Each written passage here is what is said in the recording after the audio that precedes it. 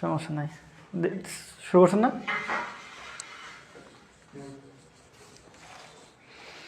ব্যস্ত রে ভাই। ব্যস্ত সকালটা খারাপ ভাই, কি বলবো, সকালটা তো বললে খুব আমার কতগুলো এসএমএস রিপ্লাই করতে পারিনি আমি, স্টুডেন্টরাই আবার মনে করেন। সমস্যা নেই।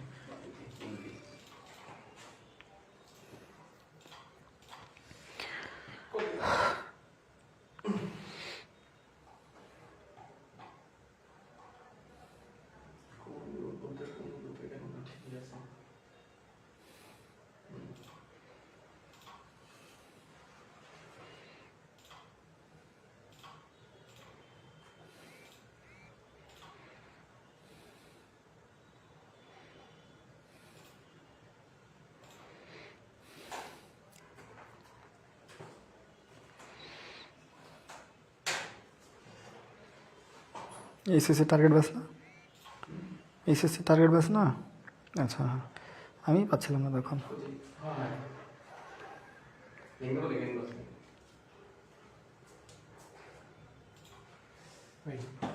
এটা শেষ হলে লাইভ চলতেছে। হ্যাঁ হ্যাঁ হ্যাঁ, সমস্যা নেই। দিলাম প্রবলেম নেই।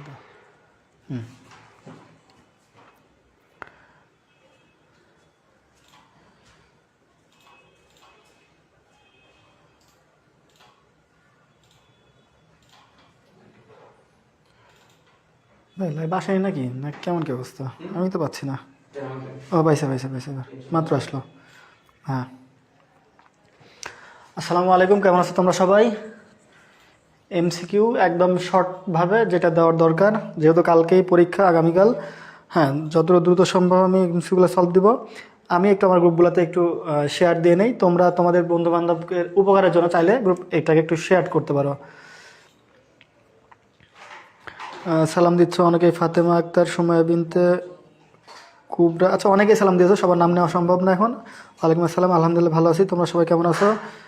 আচ্ছা, প্রথমে একটা কোশ্চেন, রবিউল হাসান অনেক দেরিতে শুরু করছেন ভাইয়া, অনেকক্ষণ থেকে বসে আছি। আসলে ভাই দেরি, হ্যাঁ দেরি হয়েছে সেটা আমিও বুঝতে পারছি, বাট আমি ইচ্ছাকৃত দেরি করেছি এমন না। কারণ হলো তোমাদের এই যে যে সাজেশনগুলো তৈরি করা, এটা তৈরি করছিলাম আমি বসেছিলাম না, এগুলো নিয়ে কাজ করতেছিলাম, যার জন্য দেরি হয়ে গেল।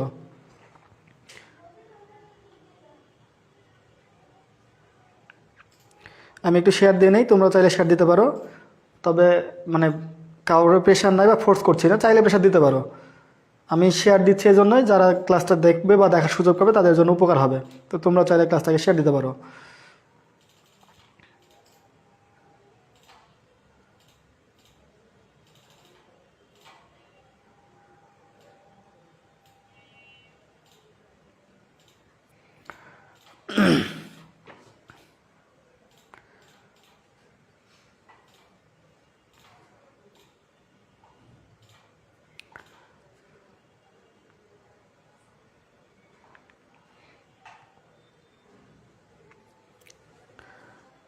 হ্যাঁ হ্যাঁ, আলহামদুলিল্লাহ শেষ হয়ে গেছে, এখন আমি শুরু করতেছি। ঠিক আছে, দেখো তো।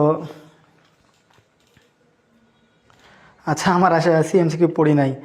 যদিও আমি একটা এমসিকিউ সাজেশন দিয়েছিলাম গতকালকে তোমাদের, ওইখানে একটু ব্রড ছিল, মানে অনেকগুলো ছিল। ওইটা পড়লে মানে 30টাতে 30টাই কমন হওয়ার কথা, যদি 30টা না হয় দু একটা বাদ যাইতে পারে, বাট ওই আঙ্গিক থেকে আসতো। মানে আমি যেটা দিয়েছিলাম ওইখানেও যে খুব বেশি ছিল এমন না, মোটামুটি 600-র মতো বোধ হয় এমসিকিউ ছিল। আর তো 600 এমসিকিউ পড়তে হয়তো বা যদি একটু বুঝে বুঝে পড়ো 3 ঘন্টা লাগতে পারে বা 4 ঘন্টা লাগতে পারে এমসিকিউর জন্য, সেটা একটা ব্যাপার ছিল। তো আমি আজকে 1.5 ঘন্টা বা 2 ঘন্টার মধ্যে যেগুলো প্যাটার্ন আছে সেগুলো এমসিকিউ একটু শেষ করে দেবো আশা করছি। তো দেখো আমরা সরাসরি ক্লাসে চলে যাই। এখান থেকে হচ্ছে প্রথম অধ্যায় থেকে আমরা যে এমসিকিউগুলো দিচ্ছি। প্রথমে বলছে কোন ভাষা থেকে অ্যাকাউন্টিং শব্দটির উৎপত্তি হয়েছে। আমাকে একটু বলবা কোন ভাষা থেকে অ্যাকাউন্টিং শব্দের উৎপত্তি হয়েছে। ফার্স্ট একটু বলবা অল বোর্ডের জন্য। হ্যাঁ ভাই, অল বোর্ডের জন্য। শীত এসে গেছে, বেশি রাত হওয়া যাবে না। হ্যাঁ, বেশি রাত হওয়া যাবে না। একটু দ্রুত অ্যান্সার বলবা ভাই, আপনি যেসব এমসিকিউ দিচ্ছেন ওগুলো কি পড়লে হবে? হ্যাঁ, এগুলো পড়তে হবে এবং কিভাবে পড়তে হবে আমি সেগুলো বলে দিচ্ছি, আমি পড়াই দিচ্ছি, চিন্তার কোনো কারণ নাই। দেখো, অ্যাকাউন্টিং শব্দটি উৎপত্তি হয়েছে কোন শব্দ থেকে? ফরাসি, ইতালি, জার্মানি নাকি ল্যাটিন? আমরা কথা কম বলে আমরা ইয়েতে আসি। অ্যান্সার বলছো বি, ইতালি। ফরাসি, জার্মানি, ল্যাটিন, একটু ভালো করে খেয়াল করে দেখো। একের ঘ মেহু আরফাত ডি জুয়েল এসএসসি দিবে, যাই হোক কী যাই হোক। খ এ প্রথমে একটা ভুল করতেছো তোমরা, এখানে অ্যান্সার হবে, বলো একটু একটু দ্রুত বলো। অনেকেই ভুল করতেছো, দেখো ইজি একটা এমসিকিউ ভুল করতেছো। প্রথমে আমি ইজি একটা এমসিকিউ দিয়ে শুরু করেছি, যেটা মোস্ট অফ দেখে সবার জানা উচিত। আমি অ্যাকাউন্টিং পারি না, কি করব? অ্যাকাউন্টিং পারো না, খাতায় গিয়ে লিখে আসবে এটা যে আমি অ্যাকাউন্টিং পারি না, আমি কি করব? এটা আমার কোনো দোষ না। দোষ যে অ্যাকাউন্টিং আবিষ্কার করেছে লুকা প্যাসিওলির, আর তার গার্লফ্রেন্ড ছিল কে? জাবেদা তার। আমি 600 এমসিকিউ পাইনি, পাও নাই। না পাইলে আমাকে একটু আমার হচ্ছে আইডিতে যাবা, একটু ফলো দিয়ে রাখবা, আমাকে একটু হচ্ছে ইয়ে করবো, মেসেজ দিবা, অবশ্যই মেসেজ দিবা। অনেকেই ভুল করছো ভাই। কোন ভাষা থেকে অ্যাকাউন্টিং শব্দটির উৎপত্তি হয়েছে? ল্যাটিন শব্দ থেকে। ল্যাটিন শব্দ থেকে অ্যাকাউন্টিং ভাষার উৎপত্তি হয়েছে। আচ্ছা, এরপরে দেখো অ্যাকাউন্টিং শব্দটির উৎপত্তি ল্যাটিন ক্যালকুলি শব্দ হতে, যার অর্থ গণনা করা। নিচে লেখা আছে ভাই, এইটা আমি দেখো দিয়ে রাখছি, কোন শব্দ থেকে উৎপত্তি সেটা দিয়ে রাখছি, কিন্তু নিচে এটা দেখো নাই, না দেখে ভুল ভাল অ্যান্সার করতেছো। মানে নিজেকে মাঝে মাঝে এরকম কি মনে হয় যে পারা জিনিস পারি নাই, পরে মানে কি এক্সাম হল থেকে বের হয়ে আসার পরে তখন মনে হয় যে আমি এটা পারা উচিত ছিল, পারি নাই, তো নিজেকেই গর্দব মনে হয়। তো চিন্তার কারণ নাই। ওই জন্য কী করবা, আমাদের এমসিকিউগুলো যখন অ্যান্সার করবা, আমি প্রথমে বলছি এই কোশ্চেনটা দেওয়ার পর দেখো নিচে এটা দেওয়ার পরেও তোমরা অনেকে অ্যান্সার বলছো ভুল, মানে ভুল অ্যান্সারটা করতেছো। সো এরকমটা হয়, এইটা এক্সাম হল, এটা হতেই পারে, এটা স্বাভাবিক, আমি কাউকে দোষ দিচ্ছি না। কিন্তু এর জন্য কী করতে হবে সেটা বলতেছি আমি। প্রথমে তুমি যখন 30টা এমসিকিউ, তোমার সময় থাকছে কত? 20 মিনিট। মানে 20 মিনিটে ভাই 30টা এমসিকিউ, হ্যাঁ কিছু ম্যাথ আছে, তবে তুমি 30টা এমসিকিউ প্রথমে পড়বা এবং অ্যান্সার করবা এভাবে যে, কে কল দিচ্ছে রে ভাই, যাই হোক তুমি কিভাবে অ্যান্সার করবা দেখো। প্রথমে 30টা এমসিকিউ পড়বা এবং অ্যান্সার করবা, কিন্তু এটা 3টা স্টেজে অ্যাপ্লাই করতে হবে, 3টা না হলেও 2টা। প্রথম স্টেজ, যেটা তুমি 100% শিওর যে এইটাই উত্তর হবে, শুধু সেটাই উত্তর করবা। আমি আবার বলছি, যেটা 100% শিওর শুধু প্রথমবারে সেটা উত্তর করবা। দ্বিতীয়বারে দেখবা যে তোমার ওই এমসিকিউগুলো পড়া হয়ে গেছে, তো তখন তুমি নিজেই বুঝতে পারবা, প্রথমবার যদি তোমার সেটা 50-50 চান্স থেকে থাকে, তাহলে পরের বার এসে দেখবা ওইখানে তুমি শিওরিটি বেশি পাচ্ছ। তাই একবারেই এটা হতে পারে বা নাও হতে পারে, তুমি একটা মেরে দিবা এরকম উত্তর করার দরকার নাই। প্রথমে যেগুলো 100% শিওর সেটাই অ্যান্সার করবা, এবং তারপরে ঘুরে এসে যেগুলো বেশি কনফার্ম মনে হবে, কনফিডেন্স লেভেল বেশি হবে, সেটা অ্যান্সার করবা। আশা করি বুঝতে পারছো। সোহান ভাইয়ের আইডি কই পাবো? এখানে মেনশন দেওয়া আছে উপরে। ভাইয়া সিকিউগুলো যেগুলো দিয়েছেন ওইগুলো একটু এক করে ঘন্টা ভাই, এখন আসলে সিকিউ দেখো আমি সুন্দর করে বুঝাই দিয়েছি, ওইখানে সিকিউ অ্যান্সার দেওয়া আছে। হ্যাঁ, অ্যান্সারগুলো জাস্ট একটু একটু পড়ো, দেখো বুঝবা। এখন যদি কিছুই না পারো, 2 বছরে পড়ায় 1 ঘন্টায় কেমনে বুঝাই বলো? হ্যাঁ, কিছু বুঝতে হলেও কিন্তু শূন্য থাকলে হয় না। ধরো তোমার একটা বালতি আছে, বালতির নিচে ফাটা, এখন তুমি যতই পানি দাও সেটা কি হবে?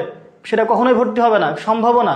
যদি বালতির তলাতে কিছু থেকে থাকে বা বালতির পানি যদি অল্প ফুটা থাকে, তাহলে তো জোরে পানি দিলে সেটা ভর্তি হবে, সম্ভব। কিন্তু একটা সময় কি আবার ফুটা হয়ে যাবে। সো যেটাই হোক, তোমাকে একটু হলে তো জানতে হবে। ওইখানে দেখো সলিউশন করে দেওয়া আছে, ওই সলিউশনগুলো যদি না পারো মুখস্থ করো, যদি না পারো মুখস্থ করো, ওইখান থেকে কমন পাবা। আচ্ছা, এরপরে দেখো বলছি হিসাব বিজ্ঞানের প্রধান উদ্দেশ্য কি। এখন আমি বলি হিসাব বিজ্ঞানের 2টা উদ্দেশ্য থাকে। কি কি দেখো তো? প্রধান উদ্দেশ্য কি? 2 নাম্বার অ্যান্সার করো ফার্স্ট, দ্রুত অ্যান্সার করো, কারণ অনেকগুলো বেশ কয়েকটা 100টার মতো এমসিকিউ আছে, 100টা এমসিকিউ আমাদের সলভ করতে হবে। মরিয়ম আক্তার মুন্নি বলছে এমসিকিউ পাইনি ভাইয়া। এমসিকিউ পাও নাই, আমাকে একটু নক দিও, অথবা আমি আবার আপলোড দিবনি। আচ্ছা, আমি ক্লাসটা শেষ করি তারপর দিবনি। 600 এমসিকিউ কই পাবো? আচ্ছা আমি দিবনি ভাই, দিবনি। এইটা অ্যান্সার করো, এটা অ্যান্সার করো ভাই। হিসাব বিজ্ঞানের প্রধান উদ্দেশ্য কি? তাড়াতাড়ি ফার্স্ট। আমাদের 100 এমসিকিউ আছে, 100 এমসিকিউ সলভ করলে 15টা ইনশাল্লাহ কমন থাকবে, চিন্তার কারণ নাই। কিন্তু 100 এমসিকিউ বুঝে সলভ করতে হবে আমাকে। 2 এর গ মুনাফা অর্জন। কালকে এক্সাম, লিখতে ভাল লাগছে না, কি করবো? লিখতে ভাল লাগছে না, এখন শুধু ক্লাস দেখো। ইফাফিন পরে ম্যাথ করবো আবার, হ্যাঁ পরে আবার ম্যাথ করলে হবে। 2 এর ঘ নাম্বার কি বলছে? হিসাব বিজ্ঞানের প্রধান উদ্দেশ্য তথ্য সরবরাহকরণ। এখান থেকে আমি আরেকটা বলে দিচ্ছি, প্রধান উদ্দেশ্য তথ্য সরবরাহকরণ, আর প্রাথমিক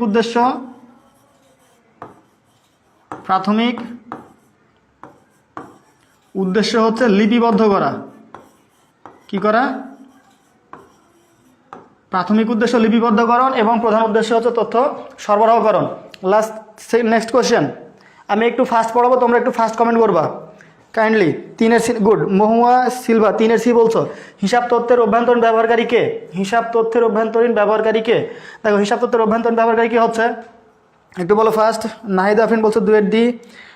দুই অনেক আগে পার করে আসছি। সম্পদ সর্বাধিকরণ লিপিবদ্ধ, না ভাই সম্পদ সর্বাধিকরণ না, ওটা ফাইন্যান্সের প্রধান উদ্দেশ্য।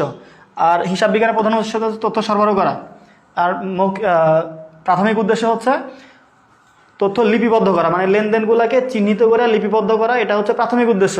আর প্রধান উদ্দেশ্য মালিকদের বা বিভিন্ন পক্ষের নিকট তথ্য সরবরাহ করা। এই পক্ষ থাকে কয় ধরনের? দুই ধরনের, একটা অভ্যন্তরীণ, একটা বাহ্যিক।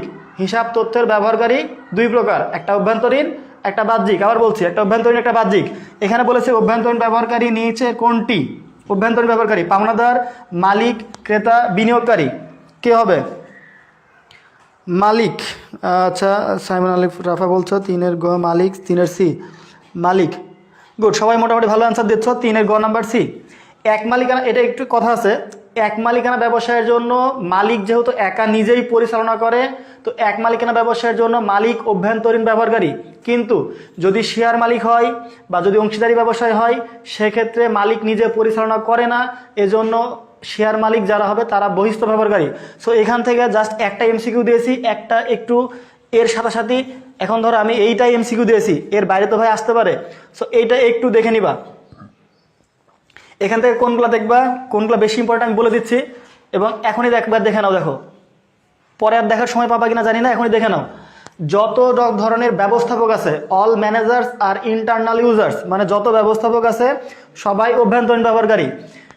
দেখো বলছি আমি, হিসাব বিজ্ঞান তত্ত্বের অভ্যন্তরীণ ব্যবস্থাপনা পরিচালক, অর্থ পরিচালক, অন্যান্য পরিচালক, ঠিক আছে। এই যে পরিচালকগুলা ইম্পর্টেন্ট যেটা সেটা বলতেছি। দেখো ব্যবস্থাপক যেগুলা, সেগুলা কি? অভ্যন্তরীণ ব্যবহারকারী। ব্যবস্থাপক, ব্যবস্থাপক, ঠিক আছে। সুপারভাইজার মানে এর বাংলা কিন্তু ব্যবস্থাপক বোঝাই।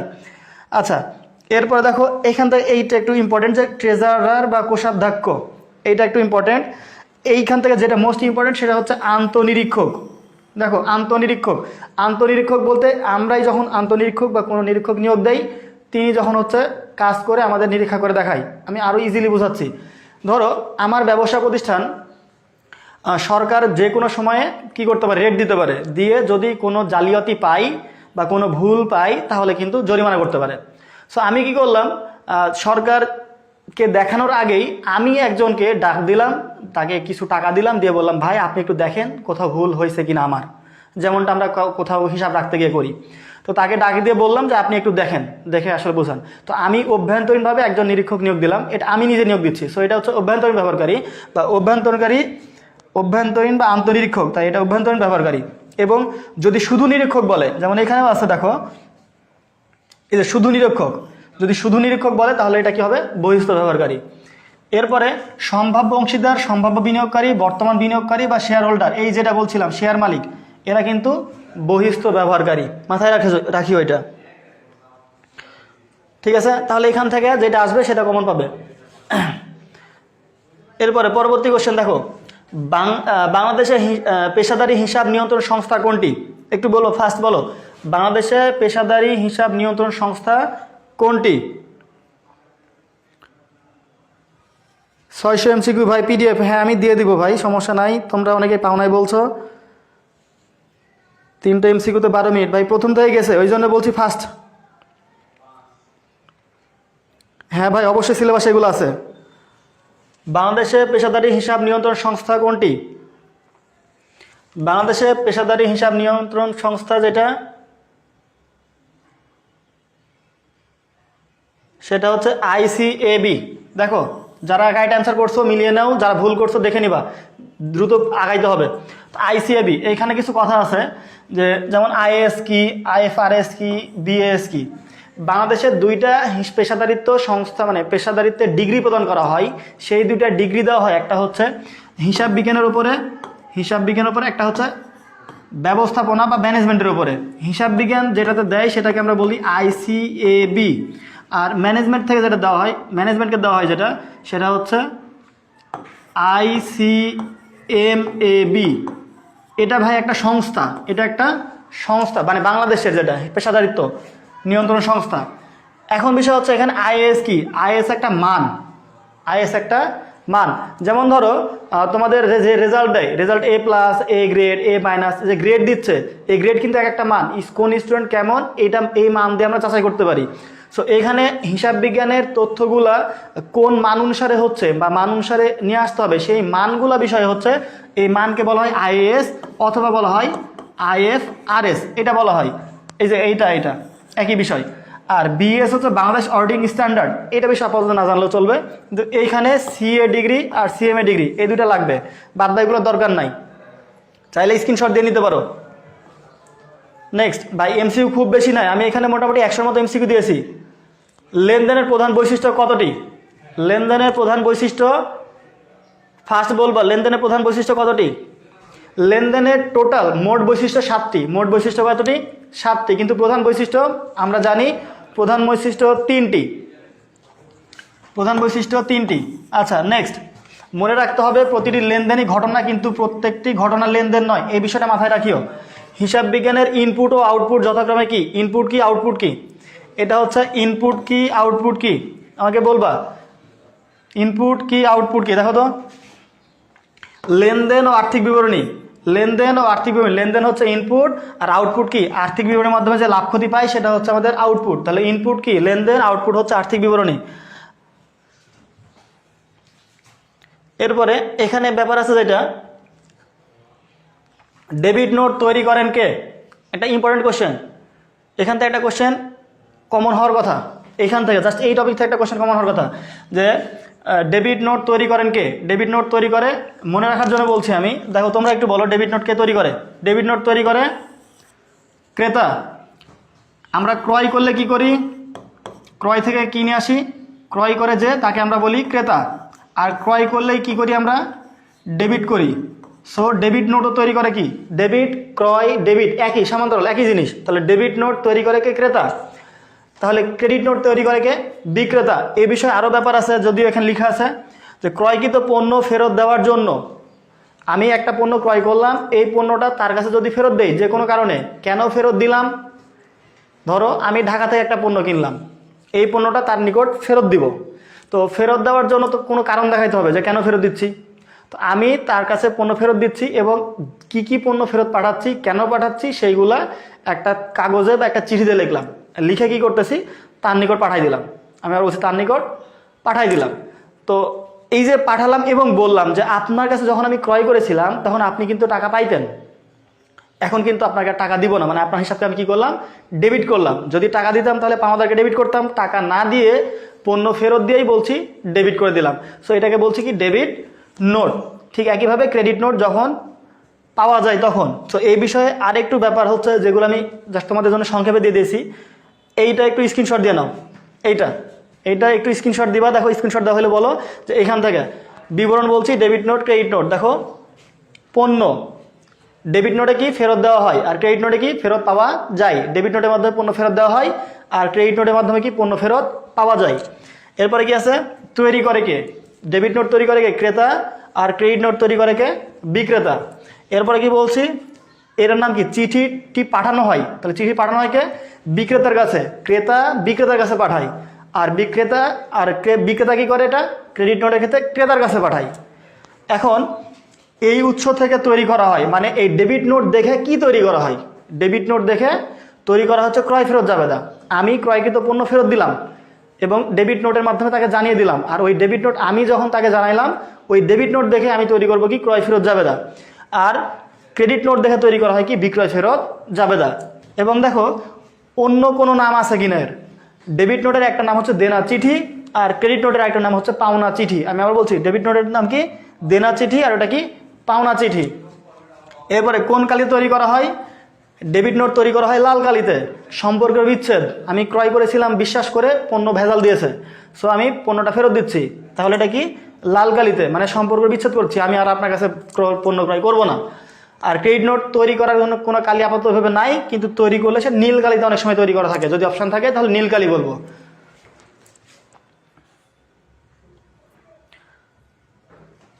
আচ্ছা এখন দেখো, এখন স্ক্রিনশট একটু নিয়ে নাও ভাই, আমি বুঝাচ্ছি প্লাস সাইড নিচ্ছি, দেখো একটু স্ক্রিনশট নাও, না আসলে স্ক্রিনশট নিবো কেমনে? ভাই এখন দেখো তো স্ক্রিনশট হয়েছে কিনা একটু বলিও আমাকে।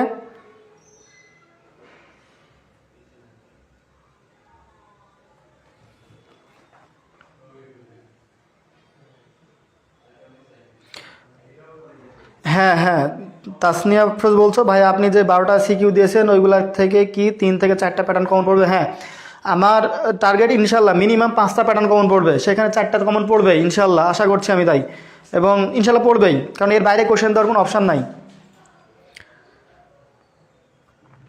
এসেন সঞ্জয় না বলছে আপনার বোঝানোর ধরনটা জোস। যাই হোক, খুব দ্রুত বুঝাইতে হচ্ছে ভাই, এত ফাস্ট আসলে পড়ানোর সময় তাহলে বুঝবা কম, বাট তারপরে পড়াতে হচ্ছে। ভাইয়া ফাস্ট করান প্লিজ। হ্যাঁ তোমরা ফাস্ট। আচ্ছা, এটা স্ক্রিনশট দেওয়া হয়েছে। তারপরে দেখো ভাউচারে কতজনের স্বাক্ষর থাকে? ভাউচারে স্বাক্ষর থাকে কতজনের? 4 জনের স্বাক্ষর থাকে। ভাউচারে কতজনের স্বাক্ষর থাকে? 4 জন। গুড। আচ্ছা, অনেক অ্যান্সার দিয়ে ফেলেছে অলরেডি। ভাউচারে 4 জনের। চালান প্রস্তুত করা হয় কত কপি? চালান প্রস্তুত করা হয় কত কপি? চালান প্রস্তুত করা হয় 3 কপি। তোমরা দ্রুত ফার্স্ট অ্যান্সার দিলে আমি দ্রুত আগাইতে পারবো।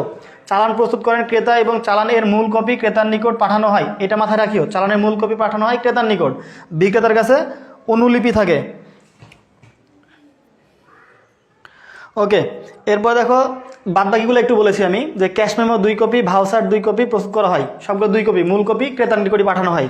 হিসাব বিজ্ঞানকে বলা হয় ব্যবসায়ের, বলবো একটু, হিসাব বিজ্ঞানকে বলা হয় ব্যবসায়ের, এটা বলার কিছু নয়, ভাষা, রক্ত, মস্তিষ্ক, হৃৎপিণ্ড। আধুনিক হিসাব বিজ্ঞানের উৎপত্তি কোথায়? ফার্স্ট। ভাইয়া নোটিফিকেশান আসে নাই? নোটিফিকেশান, আচ্ছা ভাই আরও দ্রুত পড়ান। ওকে ঠিক আছে, সমস্যা নাই, আমি দ্রুত পড়াচ্ছি ভাই, তোমরা বুঝলে আমার কোনো সমস্যা নাই। হিসাব বিজ্ঞানকে বলা হয় ব্যবসায়ের ভাষা। আধুনিক হিসাব বিজ্ঞানের উৎপত্তি কোথায়? আধুনিক হিসাব বিজ্ঞানের উৎপত্তি কোথায়? আধুনিক হিসাব বিজ্ঞানের উৎপত্তি ইতালিতে। সনাতন পদ্ধতিতে হিসাব কত প্রকার? সনাতন পদ্ধতিতে হিসাব কত প্রকার? 3 প্রকার। এবং আধুনিকে কত প্রকার? আধুনিক পদ্ধতিতে, আধুনিকে হিসাব হচ্ছে 5 প্রকার। আধুনিকে 5 প্রকার, সনাতনে 3 প্রকার। আমি আবার বলছি, আধুনিকে 5 প্রকার, সনাতনে 3 প্রকার, মাথায় রাখিও। এরপর সামনে, নিচের কোন হিসাব সমীকরণটি সত্য? নিচের 13 নম্বর, নিচের কোন হিসাব সমীকরণটি সত্য? এ সমান এল প্লাস ওই, এ সমান L plus C plus D minus R plus E, A সমান L minus C minus D plus I minus E. এখানে আমাদের সবগুলো জানা আছে, এখান থেকে এইটুকু ফলো করবা, এই যে এইটুকু বেশি ফলো করবা, কারণ এই দুইটা ঠিকই থাকতে পারে, কিন্তু পরবর্তীগুলো দেখবা হচ্ছে, যেমন এখানে কি সি বলতে ক্যাপিটাল, এখানে মাইনাস আছে, তার মানে this is the right answer, খ নাম্বার। এরপরে বিশেষ জাবেদা কত প্রকার? বিশেষ জাবেদা 14 নম্বর, বিশেষ জাবেদা কত প্রকার? 13 গ 5 না ভাই, বিশেষ জাবেদা ফার্স্ট বলছি, দেখো আমাদের জাবেদা প্রধানত 2 প্রকার, প্রধানত 2 প্রকার, আর বিশেষ জাবেদা 8 প্রকার। কি কি? ক্রয় জাবেদা, বিক্রয় জাবেদা, ক্রয় ফেরত, বিক্রয় ফেরত, প্রাপ্য বিল, প্রদেয় বিল, নগদ প্রাপ্তি, নগদ প্রদান, এই হচ্ছে 8 প্রকার। ক্রয় বিক্রয়, ক্রয় ফেরত, বিক্রয় ফেরত, প্রাপ্য বিল, প্রদেয় বিল, নগদ প্রাপ্তি, নগদ প্রদান, এই 8 প্রকার। বিশেষ জাবেদা 8 প্রকার, কিন্তু প্রধান জাবেদা হচ্ছে 2 প্রকার, একটা হচ্ছে সাধারণ জাবেদা, বিশেষ জাবেদা। বিশেষ জাবেদা আবার 8 প্রকার, ক্রয় বিক্রয়, ক্রয় ফেরত, বিক্রয় ফেরত, প্রাপ্য বিল, প্রদেয় বিল, নগদ প্রাপ্তি, নগদ প্রদান। নিচের কোন ঘটনাটি লেনদেন নয়? ফার্স্ট অ্যান্সার বলো, ফার্স্ট, নিচের কোন ঘটনাটি লেনদেন নয়? 15 নম্বর, 13 এ বলেছে অনেকে, 13 সি প্রসেনজিৎ চক্রবর্তী। ভাই 100-তে 100 কমন পাবো? ভাই আমি যে কোশ্চেনগুলো দিচ্ছি, মানে আমি সাথে আলোচনা করে দিচ্ছি, সো এখান থেকে যদি এটা ঠিকঠাক থাকে তাহলে 15টা ইনশাল্লাহ হুবহু মোটামুটি কমন পাবা। 15 কি বলছো? 15 ঘ, পণ্য বিক্রয় অর্ডার পাওয়া গেল। আচ্ছা, প্রাপ্য বিলের মাধ্যমে পণ্য বিক্রয়, এটা একটা বাকিতে লেনদেন। লভ্যাংশ, যদি এটা লভ্যাংশ হবে, হ্যাঁ লভ্যাংশ ঘোষণা করা হলো 10 টাকা, এটাও একটা অভ্যন্তরীণ লেনদেন, মানে অদৃশ্যমান লেনদেন আপাতত দেখা যাচ্ছে। একজন ম্যানেজারের মৃত্যুতে ব্যবসায় 1000 টাকা ক্ষতি হলো, এটা একটা লেনদেন। কিন্তু পণ্য বিক্রয়ের অর্ডার পাওয়া গেল, কোনো অর্ডার ফরমাইশ পাওয়া গেলে বা এমনিতে কেউ মারা গেলে সেটা যদি ব্যবসায় ক্ষতি না হয় তাহলে সেটা লেনদেন নয়। সো ঘ নাম্বার 15 ঘ, এটা একটি লেনদেন নয়।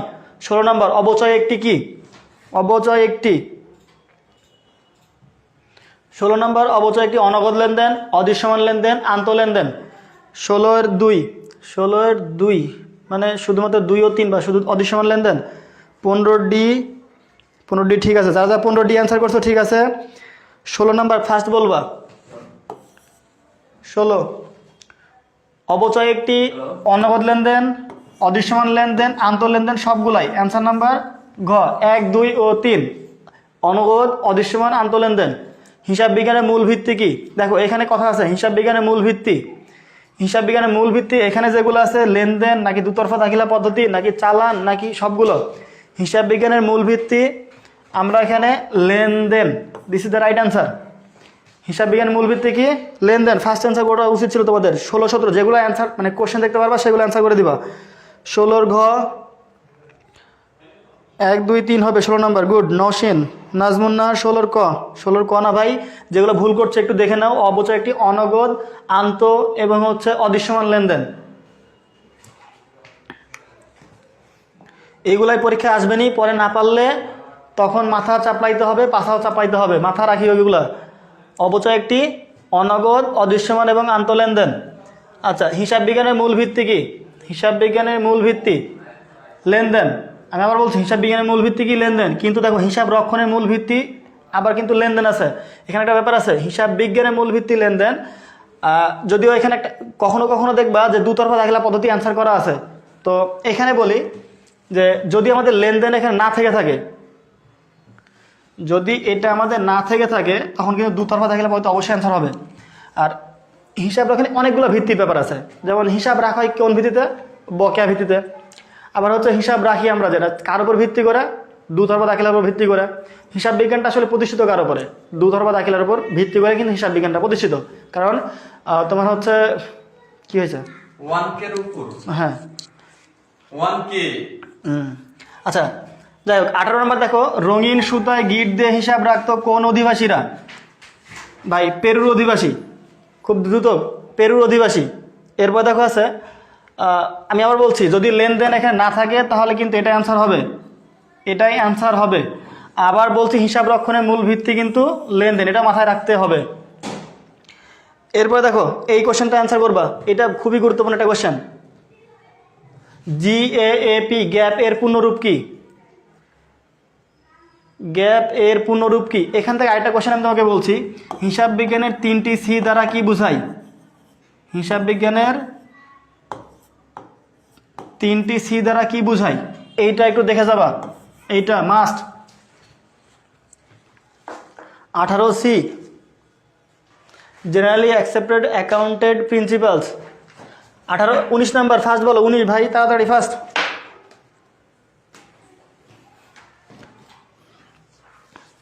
19-এর ক, তাই তো? 19-এর গ। অনন্ত শাহ বলছো 19-এর গ বদলে গেছি আমি, 18-র গ। 20-এর খ, 20-এর ক। 20 নম্বর বলে ফেলেছো অলরেডি, লুকা পেছালি। এইটা তো ভাই না পারলে মরে যাওয়া উচিত। না এমনি ফাইজলামি বললাম। হিসাব বিজ্ঞানের জনক। জেনারেলি অ্যাকসেপ্টেড অ্যাকাউন্টিং প্রিন্সিপালস, এটা আরিনা মেয়ে যাবেন বলছো। নওশিন অ্যাকাউন্টিং এর আজকে হাইস্ট ভিউ, হ্যাঁ হাইস্ট ভিউ 1K। আচ্ছা 19-এর ক, 19-এর ক বলতেছে অনেকেই, যাই হোক অনেকে। আচ্ছা যারা যারা ভুল করছো তারা দেখে নিবা, আমি নাম পড়তে পারবো না। জেনারেলি অ্যাকসেপ্টেড অ্যাকাউন্টিং প্রিন্সিপালস অর্থাৎ এর বাংলা হলো সর্বসাধারণে গ্রহণযোগ্য যে নীতিমালা, সর্বসাধারণের জন্য মানে হিসাব বিজ্ঞানের যে নীতিমালা, মানে পুরো বিশ্বে এই নীতিমালা বা এই ধরো এটা বলতে পারি বাংলাদেশে যেমন সংবিধান আছে তেমনি অ্যাকাউন্টিংয়ের সংবিধান বলা হয়। অ্যাকাউন্টিংয়ের সংবিধান হচ্ছে এই গ্যাপ, যে সংবিধান অনুসারে জেনারেলি অ্যাকসেপ্টেড অ্যাকাউন্টিং প্রিন্সিপালস। এখানে একটা বিষয় মাথায় রাখতে হবে, লাস্টে এটা কিন্তু একজনের জন্য না, কারণ প্রিন্সিপালস এই নীতিমালা একজনের জন্য, পুরো বিশ্বে যেখানে যে অ্যাকাউন্টিং পড়াশোনা করে সবার জন্য একটা নীতিমালা বা একটা সংবিধান আছে, সেই সংবিধানকে বলা হয় গ্যাপ। তো এটা কি একজনের জন্য না, এজন্য লাস্টে কি হবে? এস কিন্তু যুক্ত হবে একটা। আরেকটা ব্যাপার হচ্ছে দেখো, জেনারেলি মানে সর্বসাধারণের, অ্যাকসেপ্টেড মানে কি গ্রহণযোগ্য, অ্যাকাউন্টিং মানে কি হিসাব বিজ্ঞানের, আর প্রিন্সিপালস বলতে নীতিমালা। তো এখানে অনেকে ভুল আনসার দিয়েছো, অ্যাকসেপ্টেড অ্যাকাউন্টিং প্রিন্সিপাল, এখানে কিন্তু শুধু এস নাই, বাদ বাকি সব ঠিক আছে। এখানে কি আছে? অ্যাকসেপ্টেড অ্যাকাউন্টেড, দেখো অ্যাকাউন্টেড, অ্যাকাউন্টেড নয়, অ্যাকাউন্টিং, এটা আইএনজি ব্যাপার খেয়াল করিও। Are generally expected, accounting, appointed, এটা অ্যাপয়েন্টেড, এখানে অ্যাপয়েন্টেড না, এটা হচ্ছে অ্যাকসেপ্টেড। সো এটা মাথায় রাখিও। 20 নাম্বার আর বলার দরকার নাই, Luca Pacioli right answer, Luca Pacioli right answer. আচ্ছা, এই চ্যাপ্টারে কিছু গুরুত্বপূর্ণ প্রশ্ন আছে যেগুলো তোমাদের দেখা দরকার, একটু স্ক্রিনশট দিয়ে নিবা খুব দ্রুত। এইগুলা একটু দেখা দরকার আছে, অল্প কিছু, যেটা ধরো আধা ঘন্টা দেখলে, মানে আমি যতগুলো দিব সবগুলো মিলে আধা ঘন্টা দেখলে আমাদের এখান থেকে কমন আসবে। যেগুলো ইম্পর্টেন্ট সেগুলো আমি দেখাই দিয়েছি, বাদ বাকি কিছু তথ্য আছে। যেমন প্রথম ডেবিট ও ক্রেডিট শব্দ দুটি ব্যবহার হয় ইতালিতে। তারপরে হিসাব সমীকরণের ভিত্তি, দুতরফা দাখিলা পদ্ধতি, হিসাব সমীকরণের ভিত্তি যেটা। তারপরে gap, generally accepted accounting principles, দেখো কমন চলে আসছে। এটা হয়েছে কত সালে? 1973 সালে। সো এই বিষয়গুলো আছে, একটু দেখে নিব, স্ক্রিনশট দিয়ে নাও একটু ফাস্ট। স্যার সিসি মিনটা বলেন ভাই, এমসিকিউগুলোর কি পিডিএফ দিবেন? হ্যাঁ পিডিএফ আছে ভাই, আমি পিডিএফ দিছি।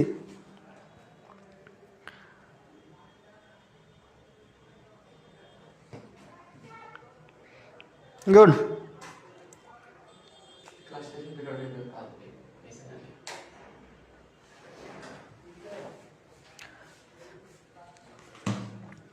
আচ্ছা, তারপরে দেখি এটা স্ক্রিনশট দেওয়া হয়েছে অবশ্যই, একটু স্ক্রিনশট নিবা। আমি বলে দিচ্ছি, সমস্যা নাই, ওটা আছে। তোমরা যেটা আমাকে জানতে চাইছো যে 3টা সি এর মিন কি, আমি সরাসরি দেখাচ্ছি, এটা সমস্যা নাই, ওটা আছে। কস্ট, কনজারভেশন আর কনসিস্টেন্সি, এটা তোমরা বানান আবার সমস্যা করবা, তাই আমি সরাসরি এখানে দেখাচ্ছি তোমাকে। স্ক্রিনশট দিবা একটু ফাস্ট।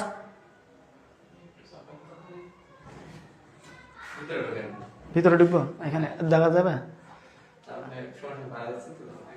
না না, বের হচ্ছে স্ক্রিনশট নেওয়ার জন্য। আচ্ছা, এরপরে এটা একটু স্ক্রিনশট দাও, দেখো জাস্ট একবার দেখলেই হবে এগুলা।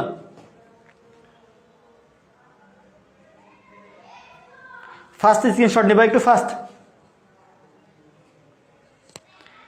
পিডিএফ না পাইলে সমস্যা নাই, আমি ক্লাস শেষ করে দিচ্ছি, ক্লাস শেষ করে তোমাদের আপলোড দিচ্ছি আমি, অথবা আমাকে নক দিবা, আমি দিয়ে দিব, সমস্যা নাই।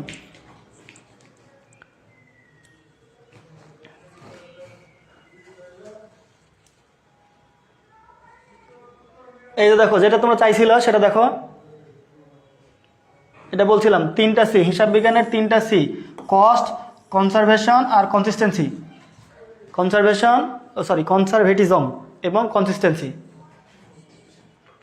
ও তোমাদের একটা ব্যাপার আছে, স্ক্রিনশট নাও। তার সাথে সাথে একটা কথা বলি, তোমাদের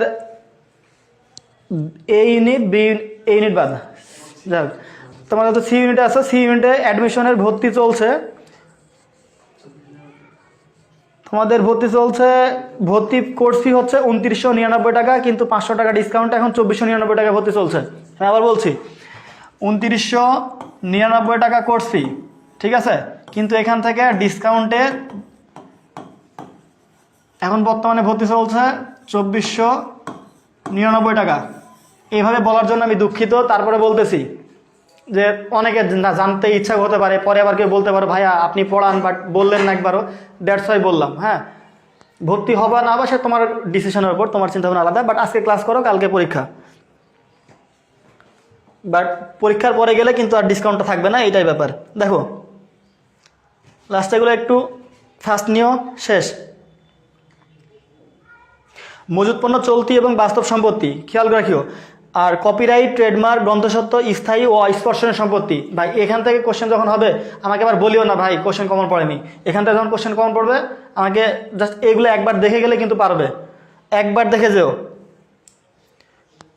হিসাবের বৈষম্য দেখো, মূলধন ও দায় হিসাবসমূহ কখন ডেবিট করা হয়। আমি জাস্ট ওই চ্যাপ্টার থেকে 20টা এমসিকিউ দিয়েছি আর কয়েকটা তথ্য দিয়েছি, এতটুকুই। নেক্সট চ্যাপ্টারে যাচ্ছি। মূলধন ও দায় হিসাবসমূহ কখন ডেবিট করা হয়। মূলধন ও দায় হিসাবসমূহ, ফার্স্ট অ্যান্সার বলবা, যেগুলো দেখতে পাচ্ছ সবগুলো অ্যান্সার বলার চেষ্টা করবা দ্রুত। আমি দেখতেছি, হ্যাঁ ভাই জলদি তো আমি করতেছি। 150 রুপিয়া দেগা, আরও 500 কমান, নেক্সটে যান। আচ্ছা ওকে, দেখো মূলধন ও দায় হিসাবসমূহ কখন ডেবিট করা হয়। আমরা জানি, সংক্ষেপে বলে দিচ্ছি, এখান থেকে সরাসরি এখানে আসবে। এখন ভাই আমি পড়ালাম মূলধন দায় কখন ডেবিট হয়, যদি প্রশ্ন আসে যে আয় এবং ব্যয় কখন ডেবিট হয়, এটা কি পারবো না? অথবা দেখা যাচ্ছে কি সম্পদ কখন ডেবিট হয়, পারবো না? এইটা তো ভাই খুব সিলি একটা কোশ্চেন। তো আমি এখান থেকে দেখো বলছি, আমরা জানি, আমি ওইটা পারার জন্য বলে দিচ্ছি যে আমরা কি জানি, সবাই আদম, সম্পত্তি ব্যয় উত্তোলন, আয় দায় মূলধন। তাহলে এই সবাই এটা যদি কি হয়, বৃদ্ধি পায়, তাহলে কি হবে, ডেবিট। বৃদ্ধি পাইলে ডেবিট, স্বাভাবিক ব্যাপার। সবাই যদি বৃদ্ধি পায় ডেবিট, যদি হ্রাস পায় ক্রেডিট। সবাই আদম, সবাই কি বাম দিকে বলছি না, আমার বাম দিক মানে কি বুঝি, ডেবিট দিক।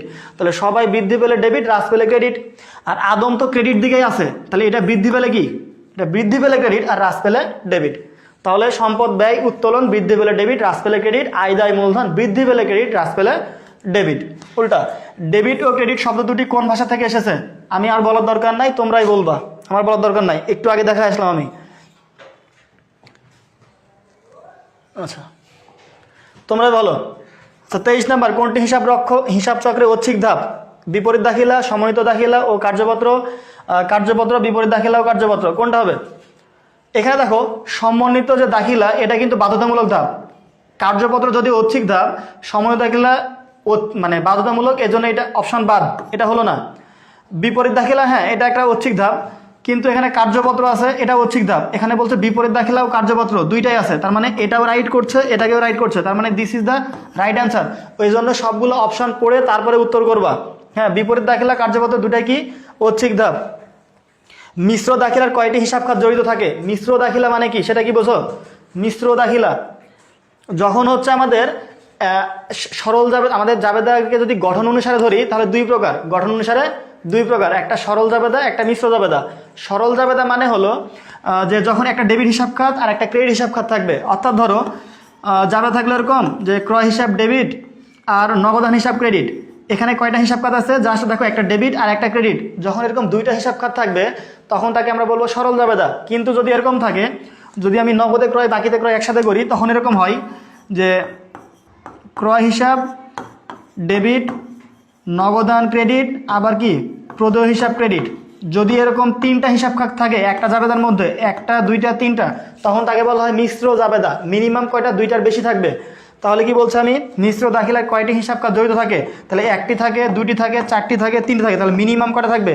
তিনটা। মিনিমাম তিনটা থাকবে। তিনটা হিসাব খাত থাকলে তখন আমরা তাকে বলবো।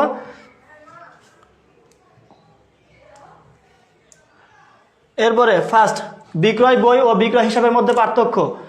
25 নাম্বার, বিক্রয় বই। দেখো, আমি বারবার বলি হিসাব মানেই খতিয়ান। কি বলি? হিসাব মানেই, হিসাব সমানই হচ্ছে খতিয়ান। যেখানে বলবে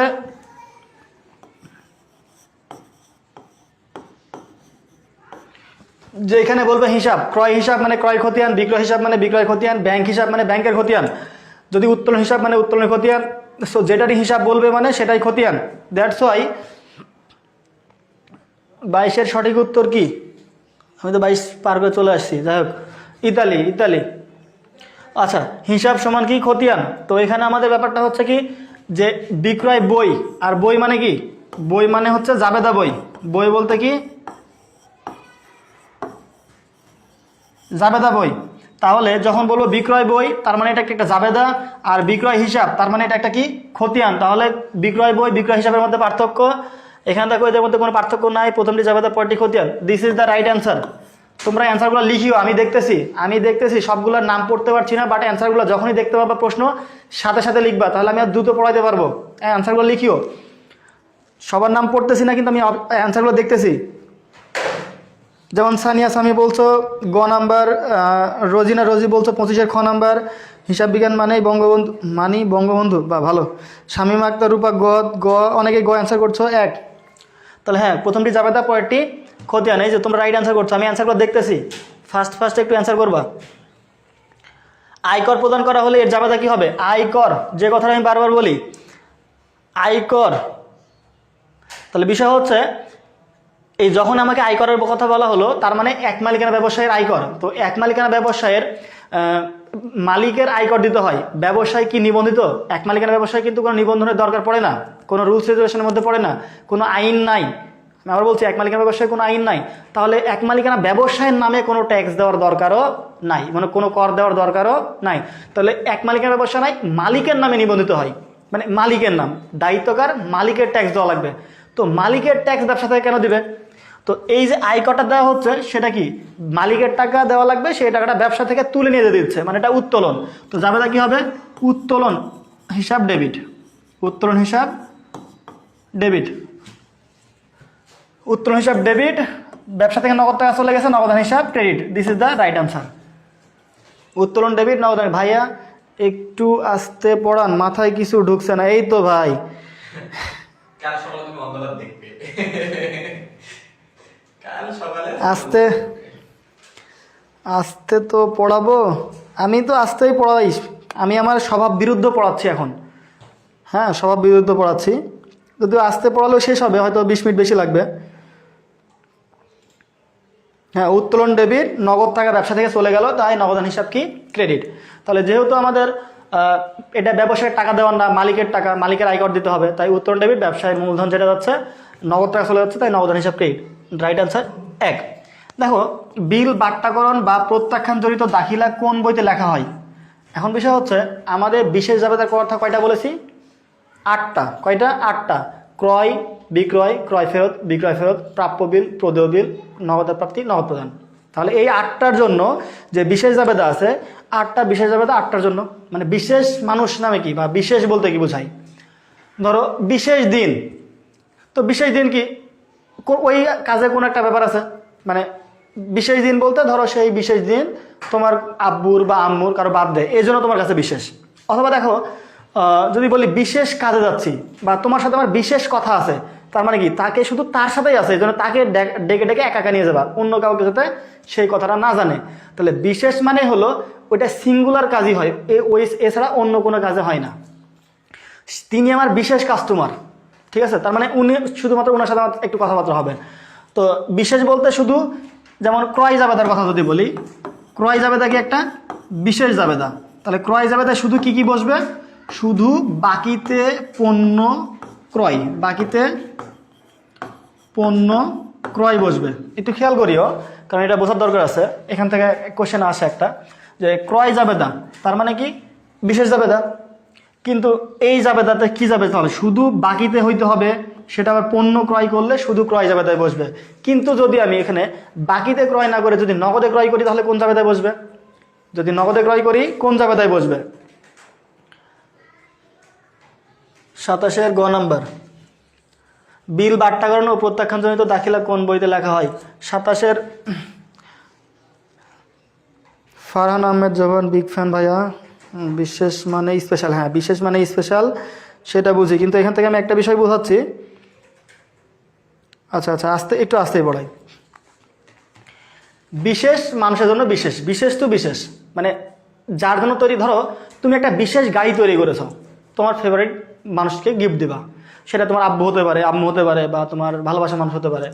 তো ওই গাড়ি কি অন্য কাউকে দিবা? অন্য কারোর কাছে বিক্রি করবা না। তাহলে ওই বিশেষ গাড়িটা শুধু বিশেষ মানুষের জন্য, এটা হচ্ছে কি বিশেষ, কারণ অন্য কাউকে দেওয়া যাবে না। বিশেষ মানে পার্সোনাল। ধরো, তো আমি বলছি ক্রয় জাবেদা একটা বিশেষ জাবেদা। এরকম বিশেষ জাবেদা কয়টা? 8 প্রকার। কি কি? ক্রয়, বিক্রয়, ক্রয় ফেরত, বিক্রয় ফেরত, প্রাপ্য বিল, প্রদেয় বিল, নগদ প্রাপ্তি, নগদ প্রদান। এই হচ্ছে 8 প্রকার। তো যখন আমরা ক্রয় করব, যদি বাকিতে পণ্য ক্রয় হয়, সেটা যাবে কি ক্রয় জাবেদায়। কিন্তু নগদ যদি আমি পণ্য ক্রয় করি, তাহলে তো নগদ যাওয়া আসার মধ্যে চলে গেল। তাহলে নগদে পণ্য ক্রয় করলে, যখন নগদে পণ্য ক্রয়, নগদে পণ্য ক্রয় যাবে কোথায়? নগদে পণ্য ক্রয় করলে টাকা আসলো না চলে গেল? টাকা অবশ্যই চলে যাচ্ছে। তাহলে এখানে কি যাবে? নগদ প্রদান যাবে। তাই এখান থেকে একটা কোশ্চেন হয় কিন্তু, নগদ প্রদান জাবেদা। ঠিক। আবার এখানে যদি নগদে আমি পণ্য বা বাকিতে পণ্য ক্রয় করলাম, নগদে পণ্য ক্রয় করলাম, এখন যদি এরকমটা হয়, বাকিতে স্থায়ী সম্পদ, বাকিতে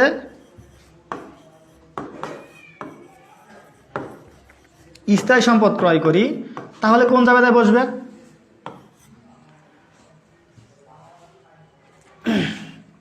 বাকিতে স্থায়ী সম্পদ ক্রয় করলে দেখো এটার জন্য কিন্তু কোনো স্পেশাল জাবেদা নাই।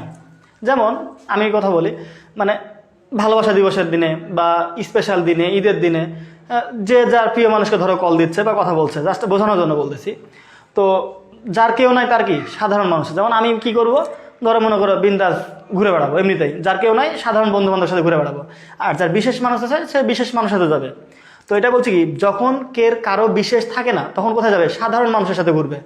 যখন কোনো বিশেষ থাকবে না তখন কোথায় যাবে? সাধারণ মানুষের সাথে ঘুরবে। সেটা হচ্ছে সাধারণ জাবেদা। তো দেখো এই যে বিল বাট্টাকরণ বা প্রত্যাখ্যান, এই বিল বাট্টাকরণ নামে কি কোনো বিশেষ জাবেদার নাম আছে? আমাদের ক্রয় জাবেদা আছে, বিক্রয় জাবেদা আছে, ক্রয় ফেরত জাবেদা আছে, বিক্রয় ফেরত জাবেদা আছে, নগদ প্রাপ্তি জাবেদা আছে, নগদ প্রদান জাবেদা আছে, আর তারপরে হচ্ছে প্রাপ্য বিল জাবেদা আছে, প্রদেয় বিল জাবেদা আছে। কিন্তু ওই বিল বাট্টাকরণ মানে প্রত্যাখ্যান জাবেদা নাই। সো এই প্রত্যাখ্যানে যখন হবে তখন সেটা কি, এর জন্য কোনো সাধারণ জাবেদা মানে বিশেষ জাবেদা নাই, তাই সে সাধারণ জাবেদা বসবে। মানে যার বিশেষ কেউ নাই সে সাধারণ মানুষের সাথে ঘুরবে, এই হচ্ছে ব্যাপার। 27-এর খ নাম্বার, গুড। এই তো এবার রাইট অ্যান্সার পাচ্ছি আমি, এটা প্রকৃত জাবেদা। তার মানে সাধারণ জাবেদার আরেক নামে কি? প্রকৃত জাবেদা। এবার রাইট অ্যান্সার পাচ্ছি। বন্ধ, হ্যাঁ, এই জন্য তাহলে সাধারণ জাবেদা কি? বিশেষ জাবেদা ছাড়া যতগুলা জাবেদা আছে সবগুলা সাধারণ জাবেদা। যেমন সমাপনী জাবেদা, এটা একটা বিশেষ জাবেদা। তারপরে কি আছে? সমন্বয় জাবেদা, এটা একটা বিশেষ জাবেদা। সংশোধনী জাবেদা, এটাও কি সাধারণ জাবেদা। সংশোধনীও কি সাধারণ জাবেদা। এরপরে সমন্বয় লিখছি আমি, লিখছি। তারপরে কি বিপরীত জাবেদা, এটাও কি সাধারণ জাবেদা। তারপরে কি আছে? এরকম যত জাবেদা আছে ওই 8টা বাদে সবগুলো হচ্ছে সাধারণ জাবেদা। আর এই 8টাকে ভাই কম বেশি সবই পারি, কিন্তু প্রশ্ন দেখলে ঘাবড়ে যাই। মাথা ঠান্ডা রাখবা, এই জন্য বললাম কোশ্চেন অ্যান্সার করার সময় ফার্স্ট টাইম দেখে যেগুলো 100% শিওর সেগুলো অ্যান্সার করবা। তারপর ঘুরে এসে কনফিডেন্স লেভেল দেখবা বৃদ্ধি পেয়েছে, তখন অ্যান্সার করবা।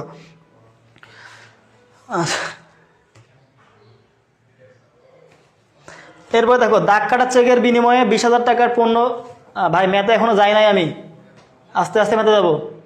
দাগ কাটা চেকের বিনিময়ে 20,000 টাকার পণ্য বিক্রয় করা হলে কোন হিসাব ডেবিট করতে হবে? দাগ কাটা চেক মানে বলি ব্যাপারটা, যদি তোমরা বুঝে থাকো, ধরো এটা সিকিউরিটির কারণে মানে নিরাপত্তার কারণে দাগ কাটা চেকে বিক্রয় করা হয়। খুব সিম্পলি, আমি যদি দাগ কাটা চেকের মাধ্যমে পণ্য বিক্রয় করি এবং চেকটা আমি নিয়ে গিয়ে ধরো ব্যাংকে জমা দেই, তাহলে কিন্তু ব্যাংক আমাকে নগদ টাকা দিবে না। ব্যাংক কী করবে? আমার টাকাটা মানে ওই যে চেকের টাকা, ওইখানে একটা ব্যাংক অ্যাকাউন্ট নাম্বার লেখা থাকে, যে অ্যাকাউন্ট নাম্বার সেই অ্যাকাউন্টে জমা হয়ে যাবে। আর চেক দুই প্রকার, একটা দাগ কাটা চেক এবং একটা হচ্ছে বাহক চেক। তো বাহক চেক মানে বহন করবে যে, আমি আবার বলছি বাহক মানে কি? বহন করবে যে, অর্থাৎ যে চেকটা ব্যাংকে জমা দিবে সেই টাকা নিয়ে নেবে। আমি উদাহরণস্বরূপ বলছি, ধরো আমি তোমাকে একটা চেক দিলাম, খুব সিম্পলি তোমাকে একটা চেক দিলাম, এটা যদি বাহক চেক হয় তাহলে তুমি যদি চেকটা ব্যাংকে জমা দাও, ব্যাংক তখনই তোমাকে টাকা দিয়ে দিবে, তখন তুমি টাকা নিয়ে বাসায় ফিরে আসতে পারবে। তো সেক্ষেত্রে কি, বাহক চেকের ক্ষেত্রে তুমি চাইলে চেক প্রাপ্তিকে নগদ প্রাপ্তি বলতে পারো, যেহেতু চেকটা জমা দিয়ে টাকা পেয়ে যাবে। কিন্তু আমি যদি তোমাকে দাগ কাটা চেক দেই, ওইখানে একটা আমার ব্যাংকের নাম্বার লেখা থাকবে, যাকে টাকা দিচ্ছি বা যেই ব্যাংকের মাধ্যমে টাকা দিচ্ছি। তো চেকটা যখন তুমি নিয়ে গিয়ে ব্যাংকে যদি জমা দাও, তোমাকে সরাসরি ব্যাংক নগদ টাকা দিবে না। ওই চেকে যে ব্যাংকের নাম্বার লেখা আছে সেই নাম্বারে ব্যাংক টাকা জমা দিয়ে দিবে। তুমি যদি টাকা পেতে চাও আর ওইটা যদি তোমারই অ্যাকাউন্ট হয়, তোমাকে নিজে আবার আরেকটা চেক লিখে ব্যাংকে জমা দিয়ে তারপর টাকা তুলতে হবে। এর জন্য দাগ কাটা চেকে পণ্য যদি বিক্রয় করি বা টাকা পাওয়া যায়, সরাসরি কী হবে? ব্যাংক হিসাব ডেবিট করতে হবে। দাগ কাটা চেকে বিক্রয় করলে বা টাকা পাওয়া গেলে সরাসরি কী হবে? ব্যাংক হিসাব ডেবিট করতে হবে। প্রশ্নের অ্যান্সারগুলো তোমরা আগে দিবা অবশ্যই। আমি দেখতেছি তহিদুল ইসলাম 28-এর গ বলেছো, হ্যাঁ। আচ্ছা, ধারে পণ্য ফেরত দেওয়া হলে কোন বইতে লেখা হয়?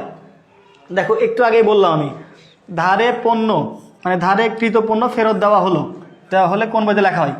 এখানে বলছি ধারে কৃত পণ্য, ক্রয়কৃত পণ্য ফেরত দেওয়া হলো, কোন বইতে লেখা হয়? দেখো তো, ক্রয় বইতে কি লেখা হয়? আমি একটু আগে বললাম শুধুমাত্র ধারে পণ্য ক্রয় লেখা হয় ক্রয় বইতে। বিক্রয় বইতে কি করা হয়? শুধু ধারে পণ্য বিক্রয় লেখা হয়, অন্য কিছু না। কিন্তু যদি ধারে সম্পত্তি ক্রয় বিক্রয় করে সাধারণ জাবেদায় চলে যাবে। আর ক্রয় ফেরত বই, ধারে কৃত পণ্য যদি ফেরত দেওয়া হয় তাহলে সেটা হয় কি? ধারে কৃত পণ্য ফেরত দেওয়া হলে সেটা লেখা হয় কোথায়? এই ক্রয় ফেরত জাবেদায়। অ্যান্সার নাম্বার 29-এর খ। পাওনাদার স্বীকৃত দিলে কোন বইতে লেখা হয়? পাওনাদার বিক্রি মানে বিলের স্বীকৃতি দিল, পাওনাদার যদি স্বীকৃতি দেয় তাহলে কোন বইতে লেখা হবে? বলো। আমি পাওনাদারের সরি এটা একটু পাওনাদার স্বীকৃতি দিলে, পাওনাদারের বিলে স্বীকৃতি দিলে, পাওনাদার মানে যে আমার কাছে টাকা পাবে, সে একটা বিল তৈরি করেছে, তো আমার তো ওই বিলে স্বাক্ষর দিলাম যে না ভাই ঠিক আছে আপনি টাকা পাবেন এবং 3 মাস পরে আপনাকে টাকা দেওয়া হবে। এটা যখন আমি কি করলাম, স্বীকৃতি দিলাম, তার মানে আমার জন্য এটা কি হয়ে গেল, প্রদেয় বিল হয়ে গেল।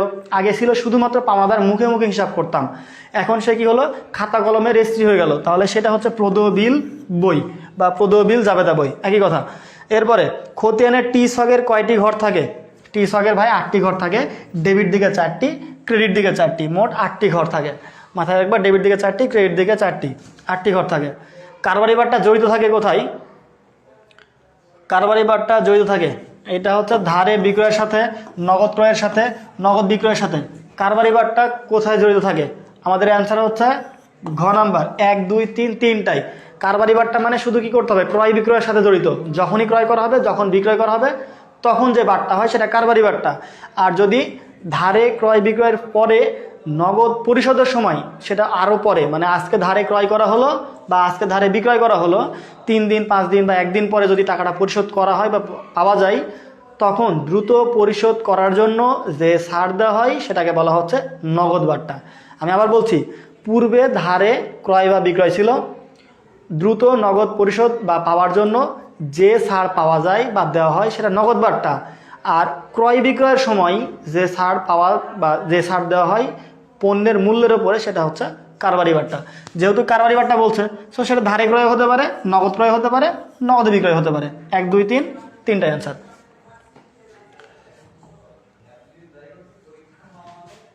এরপরে অনগদ লেনদেন হলো কোনটা? অনগদ লেনদেন একটু বলবা। ক্রয় বারটা, বিক্রয় বারটা, নগদ বিক্রয়ের সাথে। নগদ বিক্রয়, নগদ বিক্রয় তো অবশ্যই নগদ লেনদেন নয়। বিক্রয় বারটা, ক্রয় বারটা দুটোই কি, যদিও নগদ বারটা কিন্তু একটি অনগদ লেনদেন। মাথায় রাখিও, নগদ বারটা একটি অনগদ লেনদেন। এজন্য 1 ও 2 অ্যান্সার। অ্যান্সারগুলো বলিও দেখি তোমাদের হচ্ছে কিনা। আরে ভাই শুধু অ্যান্সারটা বলে যান ভাই, শুধু উত্তর বললে, আমি আবার বলছি শুধু উত্তর বললে তোমরা বুঝবা না, একটু এক্সপ্লেন না করলে পরবর্তী তোমরা এখান থেকে ধরা খাচ্ছ। বিক্রয় জাবেদা প্রতিটি এন্ট্রির জন্য একটি এন্ট্রির প্রয়োজন। বিক্রয় জাবেদাতে আমরা কি দেই? যখন এই পণ্য বিক্রয় করছি তখন কি হচ্ছে, দেনাদার হিসাব ডেবিট আর বিক্রয় হিসাব ক্রেডিট। তাহলে আমাদের প্রত্যেকটা এন্ট্রি কি, দেনাদার মানে কি প্রাপ্য হিসাব খতিয়ান একটা হবে, এবং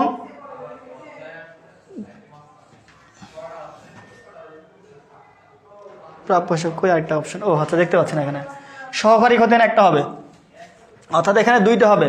1 আর 3 কই অ্যান্সার? 1 আর 3 এটা অ্যান্সার। ওকে, তোমরা যেহেতু অ্যান্সারই নিবা, তোমাদের বোঝার তো দরকার নাই।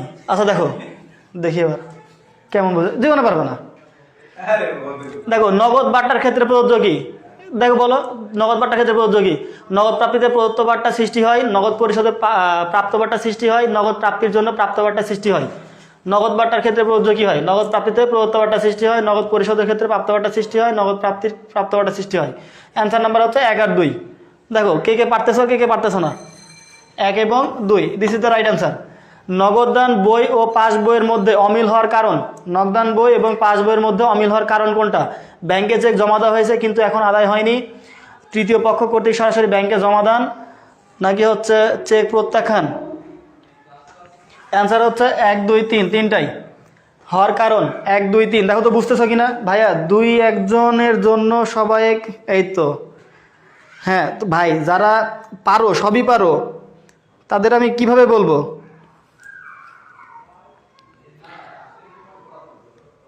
কারণ ভাই এই কোশ্চেনগুলাই, আমি যে কোশ্চেনগুলো দিচ্ছি এই কোশ্চেনগুলো একটু হয়তো স্লাইডলি চেঞ্জ হতে পারে, একটু চেঞ্জ করতে পারে ভাই। আমি তো আর বোর্ডের কোশ্চেন করি নাই, তাই না? আমি তোমাদের যে টপিক, সেই টপিক অ্যানালাইসিস করে ওইখান থেকে কীরকম কোশ্চেন হতে পারে, যাতে একটা কোশ্চেন তুমি বুঝতে পারলে ওখান থেকে যে একটু এদিক ওদিক করলে কোশ্চেনটা তুমি কমন পাবা, সেই কোশ্চেনটা আমি দিচ্ছি। এখন তুমি যদি বুঝাই না দেই তুমি কেমনে বুঝবা? আচ্ছা বুঝলে খুবই ভালো, ক্লাস করার দরকার না, বের হয়ে চলে যাও তাহলে। আচ্ছা, নগদান বই ও পাস বইয়ের মধ্যে অমিল হওয়ার কারণ, তো বিষয় হচ্ছে ব্যাংকে চেক জমা দেওয়া হয়েছে, তো চেকটা জমা দিলাম কি, আমি চেক জমা দিয়েছি, তাহলে আমি তো নগদান বইতে কি করেছি, যোগ করেছি, কিন্তু ব্যাংক দেখো কি করছে, এখন আদায় হয়নি। তাহলে আমাকে এখানে ধরো আমি একটা চেক জমা দিলাম, আমি নগদান বইতে 10,000 টাকা কি করলাম, যোগ করলাম। এখন ব্যাংক যদি আদায় না করে, ব্যাংক যদি যোগ না করে, তাহলে কি গড়মিল হবে না? আমার 10,000 বেশি দেখাবে, ব্যাংকে 10,000 কম দেখাবে। এরপরে কি বলেছে? তৃতীয় পক্ষ কর্তৃক সরাসরি ব্যাংকে জমা দান। তৃতীয় পক্ষ মানে আমি জানি না, আমিও জানি না, কিন্তু ব্যাংক দ্বিতীয় পক্ষ যাকে, ধরো রাশিয়ার কারো কাছে ধরো আমি পণ্য বিক্রি করেছি, ও আমাকে না জানিয়ে সরাসরি ব্যাংকে, সরাসরি কথা আছে দেখো, সরাসরি কোথায় জমা দিয়েছে? ব্যাংকে জমা দিয়েছে। তাহলে ব্যাংকের ম্যানেজার টাকাটা আদায় করে ব্যাংকে মনে করো কি করেছে, টাকাটা নিয়ে ব্যাংক কি করেছে? যোগ করেছে।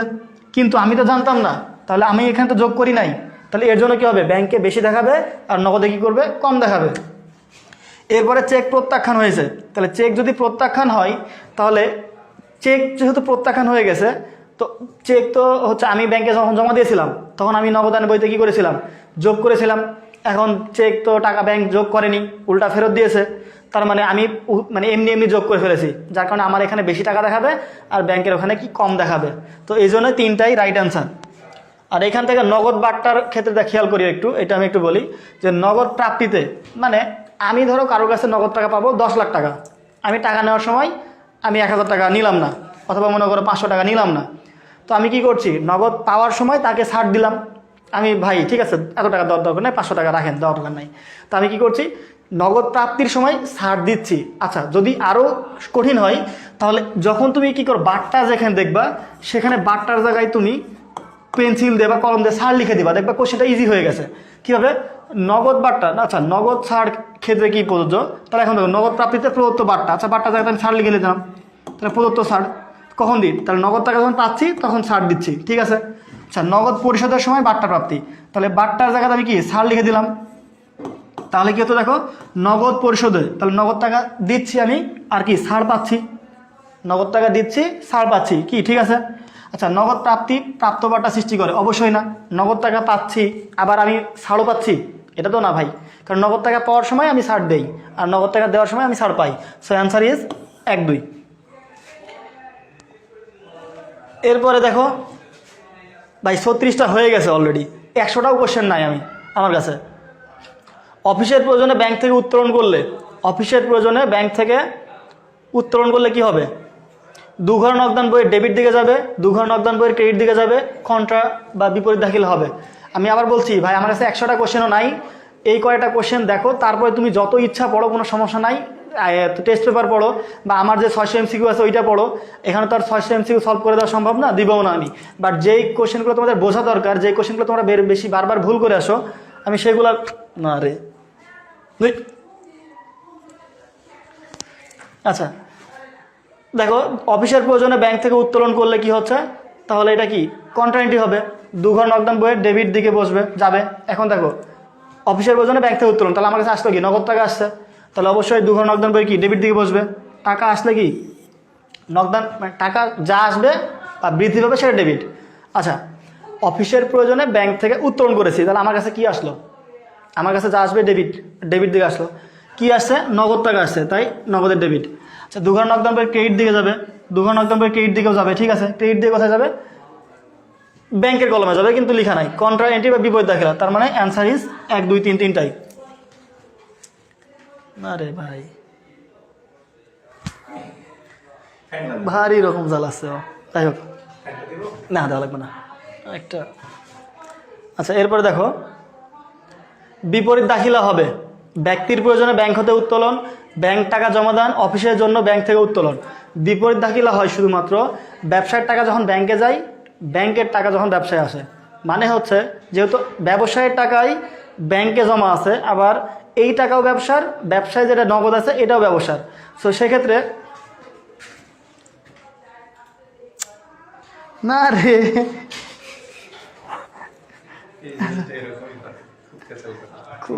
আচ্ছা 38 নাম্বার বলো একটু, দেখো কি হবে। 38-এর খ নাম্বার, মাহিনা। 38-এর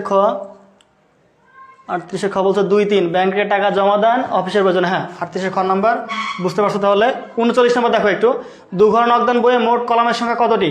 ভাই এখানে কিছু নাই বোঝানোর, 12টি। 2 ঘর নগদান বইয়ে মোট কলামের সংখ্যা হচ্ছে 12টি, 3 ঘর নগদান বই হবে হচ্ছে 14টি। লেজ শব্দের অর্থ কি? লেজ এখানে আসলে এভাবে না, লেজটা যদিও এখানে এভাবে চলে আসছে, লেজ বলতে LEDGE, লেজ, লেজ বলতে কি আমরা বুঝি খতিয়ান, এই শব্দ থেকে আসছে। লেজ থেকে লেজার, এই তাক বা সেলফ, লেজ শব্দটা থেকে আসছে লেজার মানে খতিয়ান অর্থাৎ তাক বা সেলফ। আচ্ছা, এরপর দেখো এখান থেকে যেগুলো ইম্পর্টেন্ট আছে ভাই, আমি বারবার বলছি এগুলো একটু দেখবা, একটু স্ক্রিনশট নাও। ফার্স্ট একটু স্ক্রিনশট নাও, সামনে আগাবো। উপরে দেখা যায় না? আচ্ছা, নামাই দিলাম, নাও। 40-এর B, 38-এর খ, 39 গ, খ। ফার্স্ট একটু নাও। নেট খুব ঝামেলা করছে মনে হয়। না ঠিক আছে, এমনিতে ইয়ে হয়েছিল।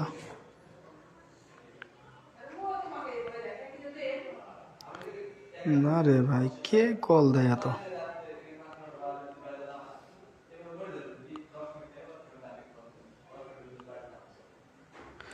এই পিডিএফটা দেওয়া যাবে? এই পিডিএফ নিবা?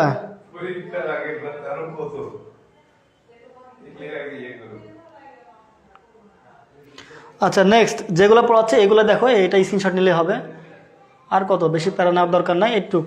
এইগুলো ভাই দেখো এক কথায় প্রশ্ন আছে, জাস্ট এগুলো পড়ে যাও। আমি এতটুকু ভরসা দিতে পারি যে ইনশাল্লাহ তোমার 15টা MCQ কমন থাকবে।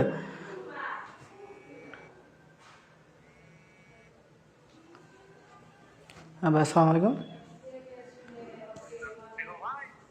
ও ভাই, আমি অনলাইন ক্লাসে আসি, আধ ঘন্টা 30 মিনিট।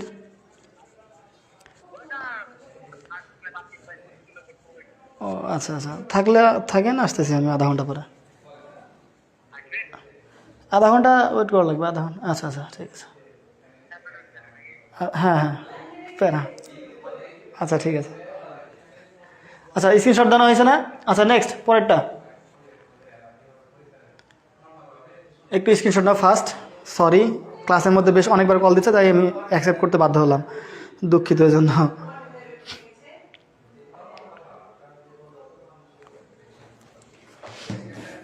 দেখো, নকদান বই কলম সংখ্যা যথাক্রমে 1 ঘোড়া 10টি, 2 ঘোড়া 12টি, 3 ঘোড়া 14টি। একবারে পড়ে ফেললা, যে কোনো কোশ্চেন আসবে তুমি অ্যান্সার করতে পারবা। তারপরে প্রত্যবারটা কি ব্রিটিশ, বিক্রয়বারটা কি আমেরিকান বসে, মানে একই টার্ম। প্রত্যবারটা আর বিক্রয়বারটা একই জিনিস, কিন্তু ব্রিটিশ মানে ইংল্যান্ডের মধ্যে বলা হয় প্রত্যবারটা, আর আমেরিকানে বলা হয় বিক্রয়বারটা। আবার নকদান বইয়ের ডেবিটে বসে, আচ্ছা নগদ প্রাপ্তি চাবেদার ডেবিটে বসে, এই হলো ব্যাপার। সো এগুলো একটাবার জাস্ট দেখে নিবা, দেখবা যদি কোনো কোশ্চেন না বুঝো জাস্ট ওটা মুখস্থ করে নিবা, অথবা যদি নাই পারো তো দরকার নেই, ওটা বাদ দিবা। ওটা বাদে তুমি অবলিক কোশ্চেন আছে তোমাদের। আচ্ছা, এবার কিছু ম্যাথে আসে দেখো, কারণ ম্যাথগুলো তো আসবে নাকি, ম্যাথ তো করাতে হবে। মিস্টার সেলিম 10% বার্তায় পণ্য ক্রয় 40,000 টাকা, ক্রয় পরিবহন 2,000 টাকা এবং ক্রয় ফেরত 3,000 টাকা। নিট ক্রয়ের পরিমাণ কত? আমি আবার বলছি, ম্যাথ আমি একটু স্লো পড়াবো, কারণ অনেকে বুঝতে সমস্যা হতে পারে। আমি থিওরিগুলো একটু বুঝাই দিলাম, ওটা না মুখস্থ করতে পারো, কিন্তু ম্যাথ যদি স্লো না পড়াই তোমরা বুঝবে না। আর আমার জন্য ওই লাস্ট ক্লাসের দুর্বল ছাত্র যেটা, মানে সেটার জন্য আমি পড়াবো। যারা যারা পারো তারা ঠিকঠাক অ্যান্সার করো, আর যারা পারো না আমি কিন্তু বুঝাই দেবো। একটু ফাস্ট অ্যান্সার করবা, তাহলে ভালো হবে। হ্যাঁ, তো নিচে করে দিয়েছি আমি, দেখো 41 নাম্বার, 41-এর গ। আমি বলছি দেখো, মিস্টার সেলিম 10% বার্তায় পণ্য ক্রয় 40,000 টাকা, ক্রয় পরিবহন 2,000 টাকা, ক্রয় ফেরত 3,000 টাকা। নিট ক্রয় পরিমাণ কত? তাহলে এই যে 10% বার্তায় পণ্য ক্রয় করা হয়েছে, তার মানে এটা কি কারবারি বার্তায়। তাহলে 40,000 থেকে আমি কি করছি, মাইনাস করছি এই যে 10%, সেটা কারবারি বার্তা। তাহলে 10% করলে জাস্ট একটা শূন্য বাদ দিলে যেটা পাচ্ছি সেটা 10% সমান 4,000 টাকা। তাহলে 40 থেকে 4,000 মাইনাস করলে কত হচ্ছে আমাদের? 36,000 টাকা। এরপরে কি আছে দেখো, ক্রয় পরিবহন, যে ক্রয় করার পরে যে পরিবহন করে নিয়ে আসা হয় ওটা কিন্তু পণ্যের সাথে যোগ হয়ে যায়। তাহলে এইটা কত? 2,000 টাকা। তাহলে 36 আর 2 কত হলো? 38,000 টাকা। এরপরে কি আছে? ক্রয় ফেরত। তাহলে নিট ক্রয় পরিমাণ কত? এই 3,000 টাকা যেহেতু ক্রয় ফেরত, তাহলে মাইনাস করলাম, টাকার পরিমাণ কত? 35,000 টাকা। টাকার পরিমাণ 35,000। তাহলে টাকার পরিমাণ গ, এইটা this is the right answer, 41 গ। 41-এর সি নৌসিন, হ্যাঁ রাইট অ্যান্সার। নুসরাত জাহান নূর বলছো সি। 41-এর ঘ জেরিন ইসলাম, একটু দেখে নিও ভাইয়া। 41-এর ঘ হবে না, 41-এর গ হবে। 35,000 টাকা। আশা করি ক্যালকুলেশন যেটা করেছি সেটা বুঝতে পারছো। আচ্ছা, এরপরে দেখো কি আছে,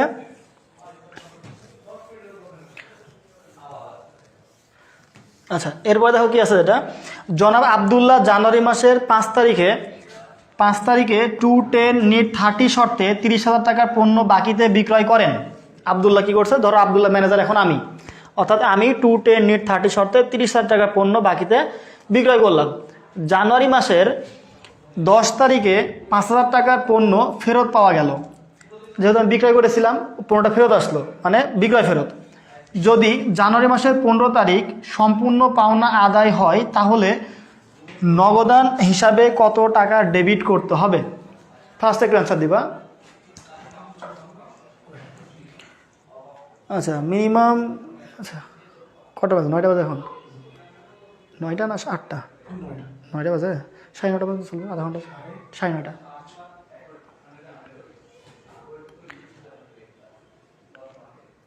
একটু ফার্স্ট অ্যান্সার দাও।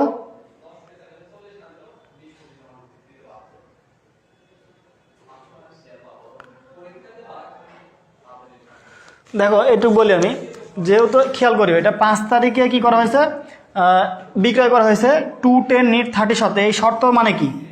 এই শর্ত মানে হচ্ছে যদি 10 দিনের মধ্যে পরিশোধ করে, আমি যেহেতু বাকিতে পণ্য বিক্রয় করলাম, বিক্রয় করার সময় তাকে একটা শর্ত দিলাম যে যদি সে 10 দিনের মধ্যে পরিশোধ করে তাহলে তাকে 2% বাট্টা দেওয়া হবে, মানে 2% কম দিলেই হবে। আর অবশ্যই 30 দিনের মধ্যে পরিশোধ করতে হবে। তো আমি বিক্রয় করেছি কয় তারিখে? 5 তারিখে বিক্রয় করেছি। আর এরপরে দেখো বাকিতে পণ্য বিক্রয় করেন জানুয়ারি মাসের 10 তারিখে 5,000 টাকা পণ্য ফেরত পাঠাইছে। তাহলে আমি প্রথমে পণ্য বিক্রয় করেছিলাম কত টাকা? 30,000 টাকা। এখন এই 30,000 টাকা থেকে যেহেতু 5,000 টাকা পণ্য ফেরত আসছে, তাহলে আমি আর কত টাকা পাবো? আর 25,000 টাকা পাবো, তাই কি না? এখন এই 25,000 টাকা পাবো, কিন্তু জানুয়ারি মাসে কয় তারিখে টাকা দিয়েছে? 15 তারিখে। তাহলে এখানে 15 থেকে 5 তারিখ মানে 10 দিনের মধ্যে কিন্তু টাকা দিয়েছে কি 10 দিনের মধ্যেই। তাহলে এখানে ছিল কি 10 দিনের মধ্যে দিলে তাকে আমি কি করবো? 2% বাট্টা দিব, এই শর্ত ছিল। তাহলে আমি টোটাল তো 25,000 টাকা নিতে পারবো না। তাহলে 25,000 থেকে কি করছি আমি? এই 25,000 থেকে 2% বাট্টা বাদ। তাহলে একটা শূন্য মানে কি? একটা শূন্য মানে হচ্ছে তোমার 10%, দুইটা শূন্য মানে 1%। তাহলে 1% সমান কত? 250 টাকা। 2% সমান কত টাকা? 500 টাকা। আর এই 500 টাকা বাদ দিলে তাহলে আমার টাকা হয় কত? 22,500 টাকা। অর্থাৎ আমার তাহলে নগদ টাকা পাচ্ছি কত? 22,500। আর আমি ছাড় দিচ্ছি বা বাট্টা দিচ্ছি কত টাকা? ওই 500 টাকা, 2% ছাড় দিচ্ছি। তাহলে আমার অ্যান্সার কত হবে? 22,500 টাকা। This is the right answer. দেখো তো বুঝতে পারছো কিনা, আমাকে একটু বলো, বুঝেছি নাকি বুঝি নাই?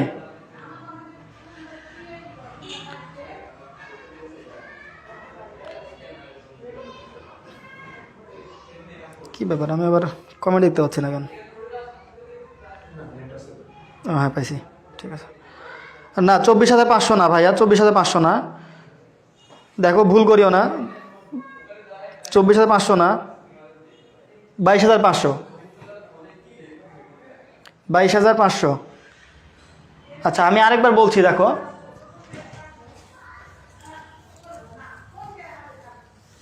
বিষয় হচ্ছে যে আমি বিক্রয় করেছি 5 তারিখে এবং আমি শর্ত দিয়েছি 2-10 নিট 30। তার মানে যদি সে এই টাকাটা বাকিতে বিক্রয় করছে, এই টাকাটা 10 দিনের মধ্যে দেয়, তাহলে তাকে আমি 2% বাট্টা দিব। কিন্তু এই নিট 30 মানে এটাও কিন্তু দিন, যদিও লেখা থাকবে না। তাহলে 30 দিনের মধ্যে অবশ্যই আমি যে বাকিতে বিক্রি করছি সে টাকা কিন্তু আমাকে দিতেই হবে, এটা হচ্ছে লাস্ট ডেট। এখন আমি বিক্রয় করলাম 30,000 টাকার পণ্য, কিন্তু যে কোনো কারণে খারাপ হতে পারে বা পণ্য ভেজাল হতে পারে, কি করেছে 10 তারিখে আমাকে 5,000 টাকার পণ্য ফেরত পাঠিয়েছে। তাহলে আমি তার কাছে পাবো কত? আর যেহেতু প্রথমে বিক্রি করেছি 30, 5,000 টাকা তো পণ্য ফেরত দিয়েছে, ওই টাকা তো পাবো না। তাহলে পাবো কত? 25,000 টাকা। এই যে 25,000 টাকা পাবো, এখন এই 25,000 টাকা আমাকে পরিশোধ করতে বলছে, কি পরিশোধ করতেছে 15 তারিখে। দেখো জানুয়ারি মাসের 15 তারিখে। তাহলে 10 তারিখ 5 তারিখে সে কী করেছিল? ক্রয় করেছিল বা আমি বিক্রি করেছিলাম।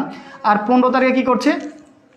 টাকা পাচ্ছি। তাহলে এই কি যে আমি বাট্টার কথা বলেছিলাম, আমি বাট্টাকালীন সময়ের মধ্যে নাকি বাট্টাকালীন সময়ের বাইরে?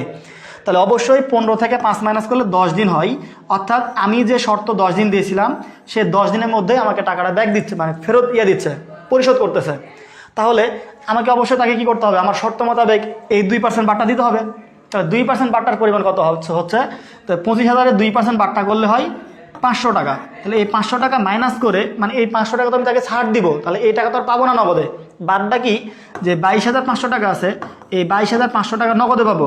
তখন কিন্তু আমার জাবেদা হবে এরকম, নগদান হিসাব ডেবিট 22,500 টাকা, এবং আমি যে ছাড় দিচ্ছি প্রদত্ত বার্তা হিসাব ডেবিট টাকার পরিমাণ 500 টাকা এবং 500 টাকা, এবং আমার যে দেনাদার বা প্রাপ্য হিসাব কমে গেল, সে দেনাদার বা প্রাপ্য হিসাব কি ক্রেডিট টাকার পরিমাণ কত, 24,500, সরি ফর দ্যাট, 25,000 টাকা। আমি 500 মাইনাস করে এখানে 22,500 করে ফেলেছিলাম, কত হচ্ছে 24,500। আচ্ছা আচ্ছা আচ্ছা, আমি খেয়াল করি নাই প্রথমে যে 500 মাইনাস করে 22,500 করে ফেলেছি, তাহলে 24,500 হবে। যদিও 24,500 এখানে অ্যান্সার নাই, তবে এটা 24,500 হবে। তাহলে 24,500 থ্যাংক ইউ। আমি দেখি নাই কমেন্ট, কিন্তু হচ্ছে এখানে বিয়োগ করতে গিয়ে পরে বুঝলাম। আচ্ছা, এরপর দেখো এটা দেখি, এটা করে তো। জনাব আবদুল্লাহ জানুয়ারি মাসের 5 তারিখে 10% কারবারি বাট্টায় 210 নিট 30 শর্তে 30,000 টাকা পণ্য বাকিতে বিক্রয় করেন। জানুয়ারি মাসের 10 তারিখে 5,000 টাকার পণ্য ফেরত পাওয়া গেল। যদি জানুয়ারি মাসের 15 তারিখে সম্পূর্ণ পাওনা মানে আদায় হয়, তাহলে নগদান হিসাবে কত টাকা ডেবিট করতে হবে?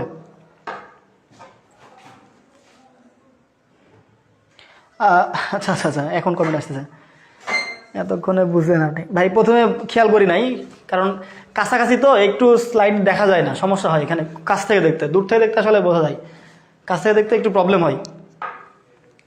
হ্যাঁ, 24,500 ঠিক আছে, থ্যাংক ইউ। আমি আসলে আচ্ছা আচ্ছা ঠিক আছে। জনাব আবদুল্লাহ জানুয়ারি মাসের 5 তারিখে 10% কারবারি বাট্টাই, তাহলে 210 নিট 30 শর্ত, এখন কিন্তু কারবারি বাট্টা আছে এখানে। সো আমাকে প্রথমে কি করতে হবে আমি বুঝাই দিচ্ছি, যারা একটু বোঝো না দেখো। 10% যে কারবারি বাট্টা, 30,000 থেকে 10% বাদ দিলে কত হয়? 27,000 টাকা হয়। তাহলে কারবারি বাট্টা বাদ, এটা হচ্ছে আমার অ্যাকচুয়াল মানে ক্রয় হলো, পণ্য বাকিতে বিক্রয়।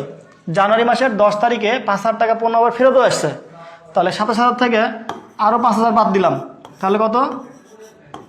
22,000 টাকা। আমি বলছি প্রথমে যেটা কারবারি বাট্টা ছিল 10%, সেই 30,000-এর উপর কারবারি বাট্টা বাদ দিলাম, তাহলে থাকছে কি আর ক্রয়। সেখান থেকে আমি কি করছি? বিক্রয়। সেখান থেকে যেহেতু পণ্য ফেরত আসছে, তাই বিক্রয় ফেরত 5,000 বাদ দিলে নিট বিক্রয়ের পরিমাণ 22,000 টাকা।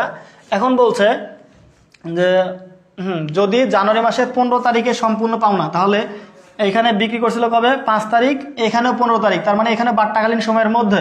এজন্য কত পার্সেন্ট বাট্টা? 2%। তাহলে 2% যদি বাট্টা ধরি, তাহলে 22,000-এর 2% কত হবে?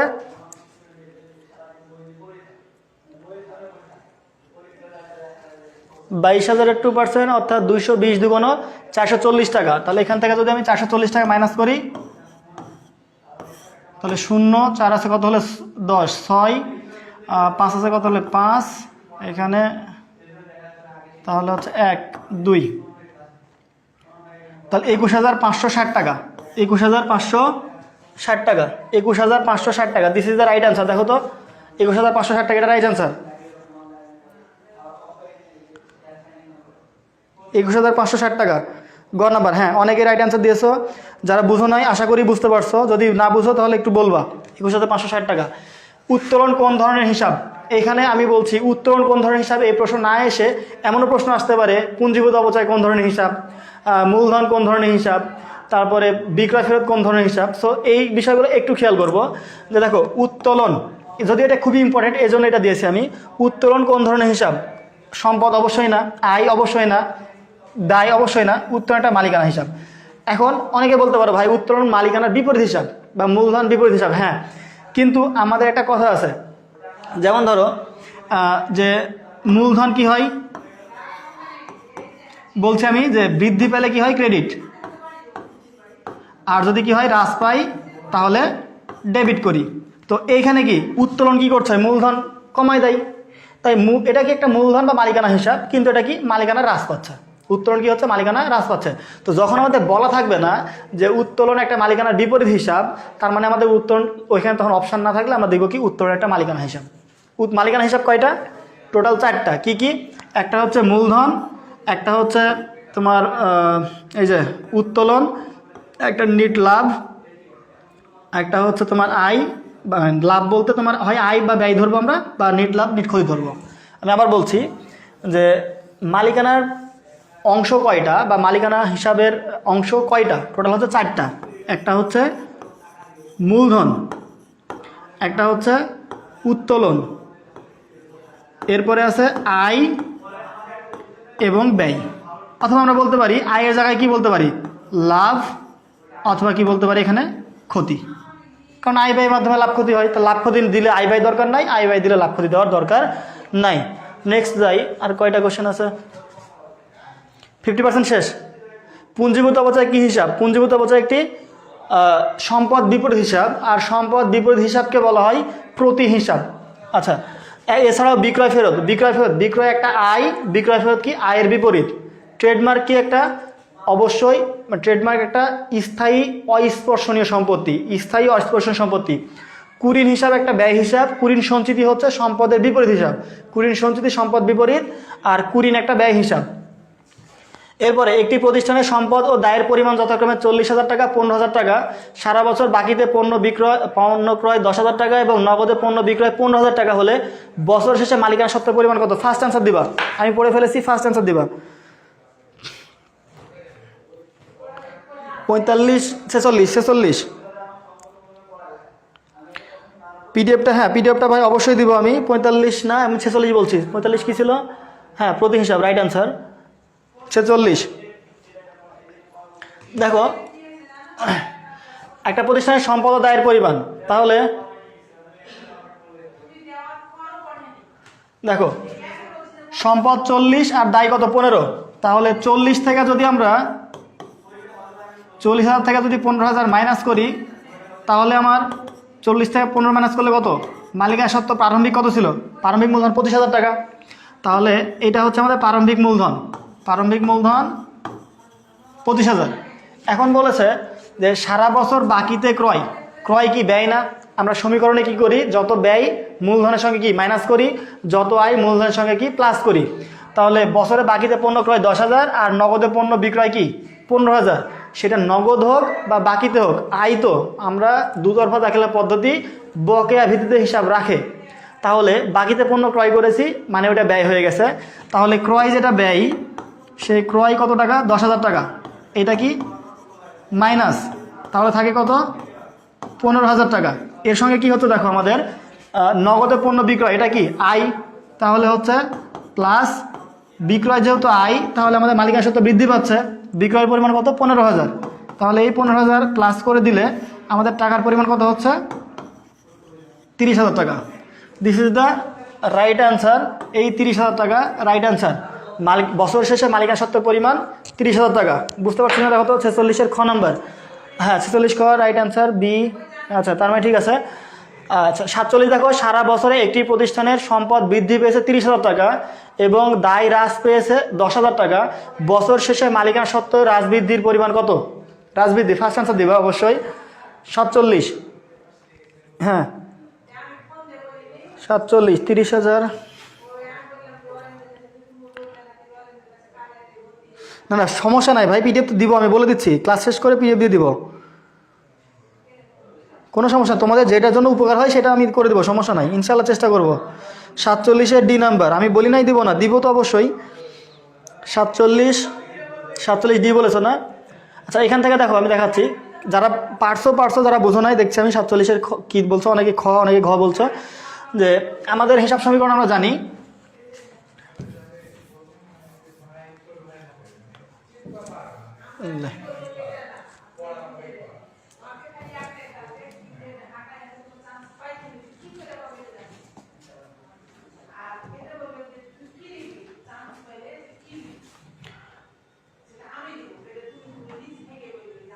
আচ্ছা দেখো আমরা কি জানি, এ পাশে থাকে এল প্লাস ওই কি থাকে এপারে থাকে।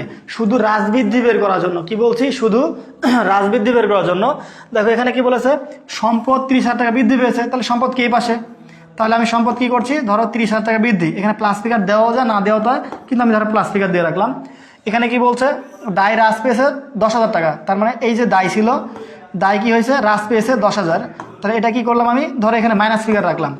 এখন বিষয় হচ্ছে চাইছে কি মালিকানা সত্ত্ব, মানে বছর শেষে তাহলে মালিকানা সত্ত্ব হ্রাস বা বৃদ্ধির পরিমাণ কত, কারণ 3টা এলিমেন্টের মধ্যে 2টা যখন দেওয়া আছে তখন একটা বের করতে বলেছে। আর যেটা বের করব যদি সমানের 2 পাশে 2টা থাকে তাহলে এক পাশে টেনে কি করব বাম পাশে নিয়ে চলে আসব। তো যেহেতু কি করছি, এমনিতেও আমরা তাই করি, কিন্তু সমীকরণে তোমরা যারা জানো সেটা হচ্ছে যখন তুমি কোনো একটা ভ্যারিয়েবলের মান বের করতে চাও তো যেটার মান বের করো সেটা কিন্তু বাম পাশে রাখো, আর যেটা মান থাকে সেটা ডান পাশে দিয়ে দাও। বাট আমরা এখানে কি করছি, ডান পাশে যদি একটার মান দেওয়া থাকে আর একটার মান না দেওয়া থাকে তাহলে বারবার নিয়ে সেটা করার চেয়ে শুধু যেই মান দেওয়া আছে সেটা ডান এইদিকে বাম পাশে নিয়ে চলে আসবো। এই 10,000 ছিল, ওইখানে কি নেগেটিভ মানে কি মাইনাস ছিল, এখানে এসে কি হচ্ছে দেখো প্লাস হয়ে যাচ্ছে, কারণ কি সমানের এই পাশ থেকে এই পাশে স্থান পরিবর্তন করলে চিহ্নের পরিবর্তন হয়ে যায়। তাই এখানে কি মাইনাস ছিল, এখানে এসে প্লাস। তাহলে 30 আর 10 কত 40,000 টাকা। তাহলে এটা কি আছে প্লাস ফিগার আছে, এটাও প্লাস এটাও প্লাস, তাহলে 40,000 টাকা কি হয়েছে প্লাস হয়েছে, মানে বৃদ্ধি পেয়েছে।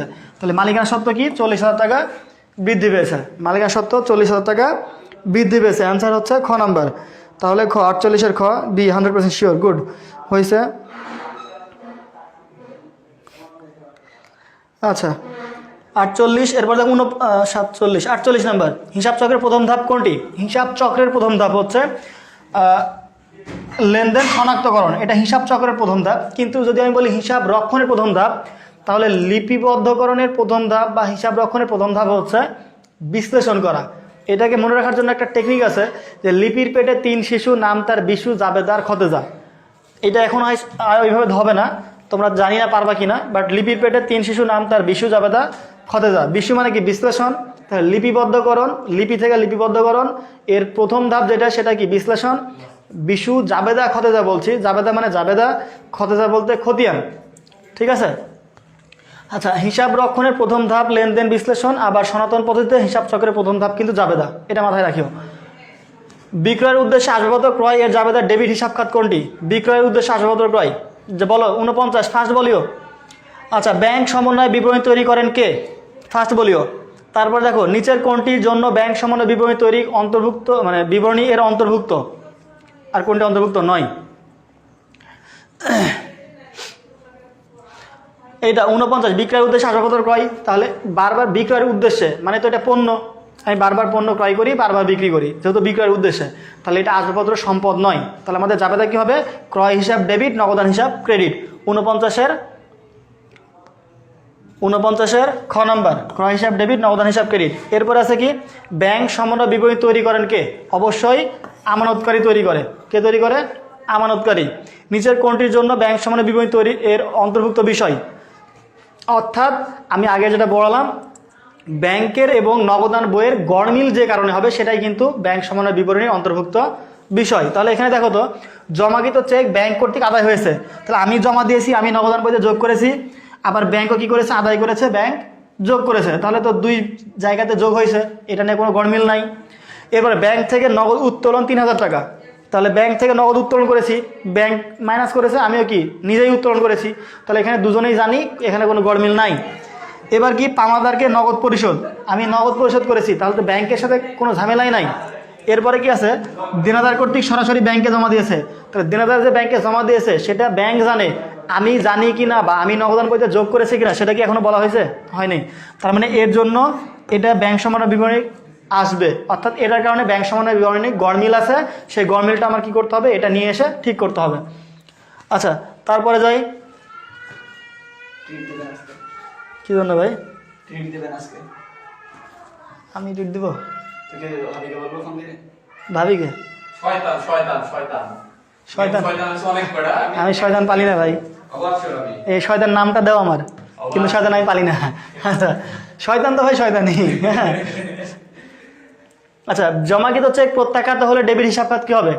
তো জমাকৃত চেক মানে আমি কারোর কাছে টাকা পাইতাম, উনি আমাকে একটা চেক দিয়েছেন, এই চেকের টাকাটা আদায় করার জন্য চেকটা ব্যাংকে জমা দিলাম। তো যখন আমি চেকটা ব্যাংকে জমা দিয়েছিলাম তখন আমি ভাবছিলাম ব্যাংকে টাকা বৃদ্ধি পাবে, এই জন্য নগদে কিন্তু যোগ করে ফেলেছিলাম। ব্যাংকে টাকাটা আদায় করেনি বা যোগ করেনি, উল্টা ফেরত দিয়েছে, তাহলে আমি কি টাকা নিব না? যার কাছ থেকে টাকাটা পাইতাম উনি আমাকে নগদ টাকার পরিবর্তে যে চেক দিলেন, চেকের টাকাটা আমি আদায় করতে পারলাম না, তাহলে উনাকে কি আবার ধরবো? ভাই টাকা দেন, আপনার চেক দিয়ে কোনো কাজ হচ্ছে না, আপনি অযথায় চেক দিয়েছেন, ব্যাংকে টাকা নাই আপনার। তার মানে কি আবার যে ওনার কাছে যাব, মানে আমার আবার প্রাপ্য হিসাব কি বৃদ্ধি পাচ্ছে, আগে নাম কাটা দিয়েছিলাম চেক নেওয়ার সাথে সাথে, তাহলে আমার প্রাপ্য হিসাব কি আবার বৃদ্ধি পাচ্ছে। এই জন্য কি প্রাপ্য হিসাব ডেবিট আর ব্যাংক হিসাব কি হচ্ছে ক্রেডিট। তাহলে আমার কি হচ্ছে এই প্রাপ্য হিসাব আবার ডেবিট হবে। আশা করি বুঝতে পারছো। যদি সময় থাকতো আরও গল্প করে বুঝাইতে পারতাম, কিন্তু তোমরা বুঝতেছো। আচ্ছা, বকেয়া চেক ব্যাংক সমন্বয় বিপরীতে কি করতে হয়? বকেয়া চেক মানে কি বলো দেখি, ফার্স্ট বলবা। এগুলো অ্যান্সার কিন্তু আমি আগে দিচ্ছি এই জন্যই যে তোমরা দেখবা সাথে সাথে অ্যান্সার করে দিবা। তো বকেয়া চেক মানে আমার কাছে কেউ টাকা পাবে, আমি তাকে টাকা না দিয়ে আমি কি করছি একটা চেক দিলাম। তো ও চেক নিয়ে গিয়ে ব্যাংকে উপস্থাপন করেনি, কিন্তু যখন আমি চেক দিয়েছি, যখনই চেকের কথা বলবো ব্যাংক ধরে নিব। তাহলে চেক আমি দিয়ে দিয়েছি, চেকের টাকা দিবে কে? দেয় তো ব্যাংক। তাহলে আমি দিয়েছি কিন্তু ব্যাংক পরিশোধ করেনি, ব্যাংক বকেয়া রাখছে। কারণ চেকের টাকা দেওয়ার মালিক তো আর আমি না, চেকের টাকা কে দিবে?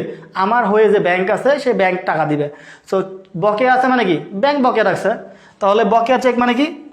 বকেয়া চেক মানে নগদান বই থেকে তাহলে কি বিয়োগ করেছি, ব্যাংক থেকে বিয়োগ করতে হবে। তাহলে কোনটা আছে? এই যে ব্যাংক বই থেকে কি করতে হবে? বিয়োগ। ব্যাংক বই থেকে বিয়োগ করতে হবে। অ্যান্সার নাম্বার খ। দেখো তো বুঝতে পারছো কি না? খ নাম্বার। আচ্ছা 53 ক না ভাই, 53 ক না, 53 খ নাম্বার, এটা রাইট অ্যান্সার। বকেয়া চেক মানে আমি তো চেক দিয়েছি, চেক মানে ব্যাংক ধরবো, চেকের টাকা মানে বকেয়া রাখছে। কে বকেয়া রাখছে? ব্যাংক বকেয়া রাখছে। কে বকেয়া রাখছে? ব্যাংক বকেয়া রাখছে। আচ্ছা, এরপর দেখো লাস্টের আছে, নিচের কোনটির জন্য ক্রেডিট মেমোরেন্ডাম ইস্যু করতে হয়? মেমোরেন্ডাম মানে চিঠি। মেমোরেন্ডাম বলতে চিঠি বোঝায়। তো চিঠি কেন দেয়? চিঠিটা লিখে কে? ব্যাংক লেখে। ব্যাংক আমাকে চিঠি দেয়, কেন দিবে? যেটা আমি জানি না সেটা আমাকে জানানোর জন্য ব্যাংক আমাকে চিঠি দিবেন। আমি আবার বলছি, ব্যাংক যে মেমোরেন্ডাম বা চিঠি দেয় সেটাকে মেমোরেন্ডাম বলে। সো ব্যাংক আমাকে চিঠি দিবে কেন? আমি যেটা জানি না সেই কারণে। এইটা উদ্ভব হয়েছে যখন তোমার এই অনলাইন SMS সিস্টেম আসেনি, তখন অনেক আগে। সো আমার কাছে ব্যাংক চিঠি দিবে কেন? যেটা আমি জানি না সেটা। তো এখানে একটা কথা বলে রাখি, প্রত্যাখ্যাতর জন্য কোনো মেমোরেন্ডাম ইস্যু করা হয় না। প্রত্যাখ্যাত চেক বা বকেয়া চেক, প্রত্যাখ্যাত এইগুলোর জন্য কোনো মেমোরেন্ডাম ইস্যু করা হয় না। সেক্ষেত্রে কী করছি? মেমোরেন্ডাম। এখন চিঠি যেহেতু লিখে ব্যাংক, সেহেতু ব্যাংকের যদি ক্রেডিট হয় তাহলে ক্রেডিট মেমোরেন্ডাম, ব্যাংকের ডেবিট হলে ডেবিট মেমোরেন্ডাম। আরও সহজ করে দিচ্ছি আমি, এত কিছু লাগবে না। ব্যাংকে টাকা যোগ হলে ক্রেডিট মেমোরেন্ডাম, ব্যাংকে টাকা কমে গেলে ডেবিট মেমোরেন্ডাম। ব্যাংকে আমার টাকা বেড়ে গেলে কি? ক্রেডিট। আর ব্যাংকে আমার টাকা কমে গেলে ডেবিট। কিন্তু মেমোরেন্ডাম ইস্যু করবে না কোনটা? যেটা আমি জানি সেটা আমাকে জানানোর জন্য মেমোরেন্ডাম ইস্যু করবে না। তাহলে এখানে দেখি ব্যাংক চার্জ, এটার মাধ্যমে কিন্তু টাকা কমে যায়, যার কারণে এটা কি হবে? ডেবিট মেমোরেন্ডাম হবে। কিন্তু চাইছে কি? Credit memorandum. এরপরে বলছে প্রত্যাখ্যাত। আমি বলেছি প্রত্যাখ্যাতের জন্য কোনো মেমোরেন্ডাম ইস্যু হয় না, তাহলে এটা হচ্ছে না। আচ্ছা, জমাকৃত চেক। জমাকৃত চেকের জন্য কি হচ্ছে? আমি তো চেক জমা দিলাম, চেকটা জমা দিলাম কে? আমি চেক জমা দিলাম, তাহলে আমি তো জানি এটার জন্য কিন্তু কোনো মেমোরেন্ডাম ইস্যু করবে না। তাহলে এটা কি? ব্যাংক সুদ দিয়েছে, এটা আমি জানতাম না, আমাকে জানানোর জন্য ব্যাংক আমাকে সুদ দিয়েছে, সেটা জানার জন্য চিঠি লিখবে এবং আমার টাকা এতে ব্যাংক বেড়ে যাচ্ছে ব্যাংকে। এই জন্য কি হচ্ছে? This is the right answer. 54 নম্বর, 54 গ নম্বর। 55 হিসাব চক্রের ঐচ্ছিক ধাপ কোনটি? এখানে দেখো রেওয়ামিল, বিপরীত দাখিলা, কার্যপত্র। কার্যপত্র ঐচ্ছিক ধাপ, রেওয়ামিল ঐচ্ছিক ধাপ, বিপরীত দাখিলা ঐচ্ছিক ধাপ। একটা পেয়েই খুশিতে হাবুগুবু ডাবুগুবু হয়ে তুমি অ্যান্সার করিও না। যাই হোক, এটা কি হবে? সবগুলো অ্যান্সার হবে। এরপর দেখো কি আছে, সংশোধনী দাখিলা হিসাব চক্রের একটি। সংশোধনী, আমরা সাধারণত হিসাব রক্ষকরা চাইবো যে ভুল করব না, তারপরে যদি ভুল হয় সেই ভুলকে শুধরানোর জন্য যে জাবেদা দেই সেটাকে বলি সংশোধনী জাবেদা। সাধারণত কি করব? এটা পরিত্যাগ করার চেষ্টা করব, মানে এই জাবেদা পরিত্যাগ করার চেষ্টা করব। তার মানে কি? ভুল করতে চাইবো না, পরিত্যাগ করব ভুল। তো এই জন্য যে জাবেদা দেই সেটাকে বলি আমরা পরিত্যাজ্য ধাপ। হিসাব চক্রের একটা পরিত্যাজ্য ধাপ। এরপরে 57 অনিশ্চিত হিসাব রেওয়ামিলের কোন দিকে লিখতে হয়? অনিশ্চিত হিসাব ডেবিট ক্রেডিট। ভাই ডেবিট ক্রেডিট তো দুই দিকেই লেখা হয়, তার মানে উভয় দিকেই লেখা হয়, এটাও ঠিক আছে। কিন্তু এমন না যে এই তিনটাই রাইট অ্যান্সার, যেই দিকে কম হবে দেখো এর চেয়ে পারফেক্ট অ্যান্সার এটা আছে। সো তুমি একটা অপশন পেয়েই অ্যান্সার করিয়ে দিও না, একটু অন্য অপশানগুলো দেখিও। আমি বারবার বলছি অন্য অপশানগুলো একটু দেখিও। রেওয়ামিলে অন্তর্ভুক্ত বিষয় নয় কোনটি? মানে রেওয়ামিলে আসে না কোনটি? তাহলে রেওয়ামিলে আসে না, দেখো প্রারম্ভিক মজুত পণ্য কখনো কখনো রেওয়ামিলে আসে না। সমাপনী মজুত পণ্য কখনো কখনো আসে না, কিন্তু আবার কখনো কখনো আসে। সম্মিলিত ক্রয় এ তো রেওয়ামিলে আসে, যখন এ থাকে তখন এর যমজ ভাই থাকে। আর প্রারম্ভিক উদ্বৃত্ত বা ব্যাংক উদ্বৃত্ত কখনোই রেওয়ামিলে আসে না। দ্যাটস ওয়াই ঘ নাম্বার কারেক্ট অ্যান্সার। ভাই এমসিকিউ পিডিএফ, হ্যাঁ ভাই অবশ্যই, না এখনো দেওয়া হয় নাই, আমার কাছে আছে। দেওয়া তো হয়েছে একবার, যারা পাও নাই তাদের আবার নিবা, সমস্যা নাই। আচ্ছা, মুনাফা জাতীয় ব্যয় এর উদাহরণ কোনটি? মুনাফা জাতীয় ব্যয়ের উদাহরণ কোনটি? দেখো মেশিন, এটা বলো ভাই, একটু দেখি বলো। আমি তো অনেকগুলো অপশন উত্তর বলে দিলাম, তোমরা একটু বলো।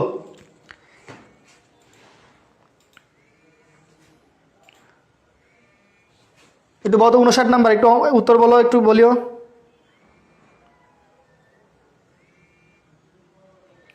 কে কোথায় কল দেয় শুধু।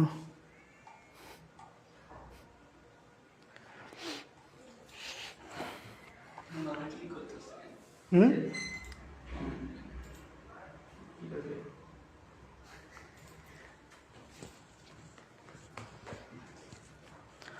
আচ্ছা, মুনাফা জাতীয় ব্যয়ের উদাহরণ ইজারা সম্পত্তি কি? মূলধন জাতীয় ব্যয়। গ নাম্বার বলছো নাকি আনসার?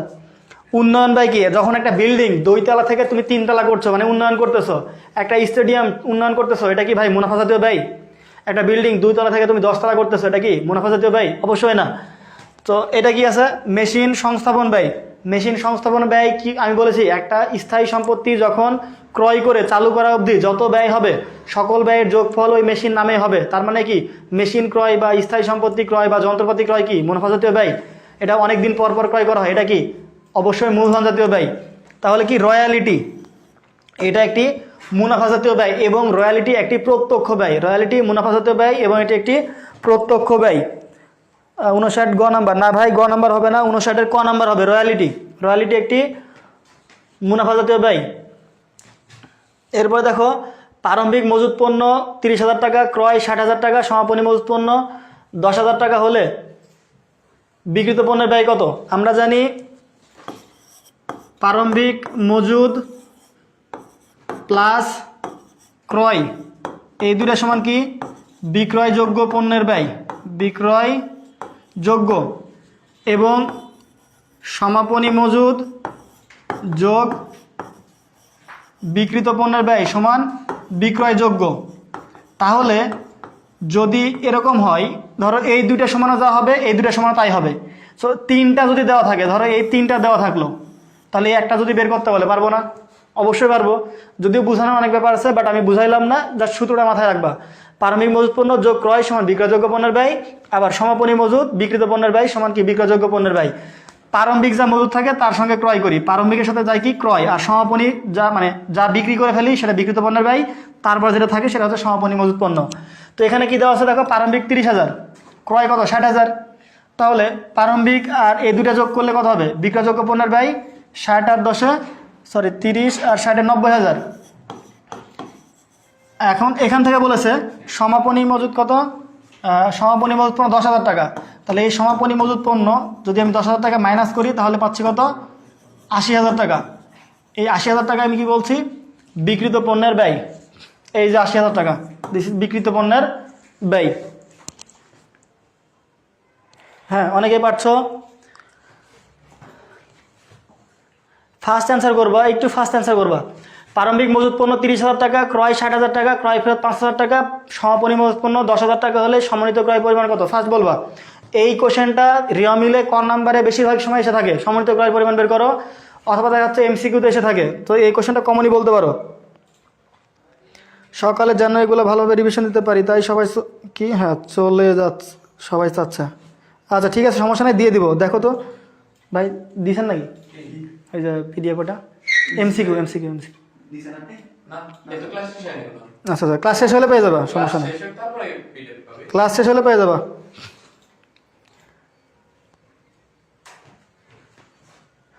এগুলা আমি পিডিএফ দিয়ে দেবো, আর একটা বার দেখে যাবা, একটু বুঝে যাবা দরকার হলে। আচ্ছা, তাহলে দেখো প্রারম্ভিক মজুত পণ্য কত টাকা আছে? 30,000, আর হচ্ছে ক্রয় কত? 60,000। ওই অ্যামাউন্টে আছে 30 আর 60, কিন্তু এখানে ক্রয় ফেরত কত আছে? 5,000 টাকা। তাহলে নিট ক্রয় বের করার জন্য কি করতে হবে? ক্রয় ফেরত মাইনাস করতে হবে। তাহলে এখানে 30 আর 60 90, এই 90,000 থেকে মাইনাস কত? 5,000। তাহলে এই 5,000 টাকা যদি মাইনাস করি তাহলে নিট টোটাল পাচ্ছি কত আমি? যদিও নিট ক্রয় এখানে কি ক্রয় 60,000 আর হচ্ছে তোমার ক্রয় ফেরত 5,000, তাহলে এখানে 55,000 হচ্ছে আমার নিট ক্রয়, আর প্রারম্ভিক মজুত পণ্য কত? 30,000। তাহলে 30 আর 55 কত? 85,000 টাকা। এটা কি বিক্রয়যোগ্য পণ্যের ব্যয়, এখান থেকে মজুদ পণ্য সমাপনী মজুদ যদি আমি 10,000 টাকা বাদ দেই তাহলে আমি কি পাচ্ছি সমন্বিত ক্রয়ের পরিমাণ 75,000 টাকা। তো সেক্ষেত্রে কি দেখো একইভাবে কিন্তু বের করলাম। তো বিক্রিত পণ্যের ব্যয়ের আরেক নাম হচ্ছে সমন্বিত ক্রয়। যদি প্রত্যক্ষ খরচ না থাকে ওই অঙ্কের মধ্যে, তাহলে বিক্রিত পণ্যের ব্যয়ও যত টাকা হবে আমাদের সমন্বিত ক্রয়ের পরিমাণও তত টাকাই হবে। এটা অনেক সময় কোশ্চেন এসে থাকে যে বিক্রিত পণ্যের ব্যয় আর সমন্বিত ক্রয় কিন্তু সেম হয় যদি তাদের প্রত্যক্ষ খরচ না থাকে। জনাব রহিম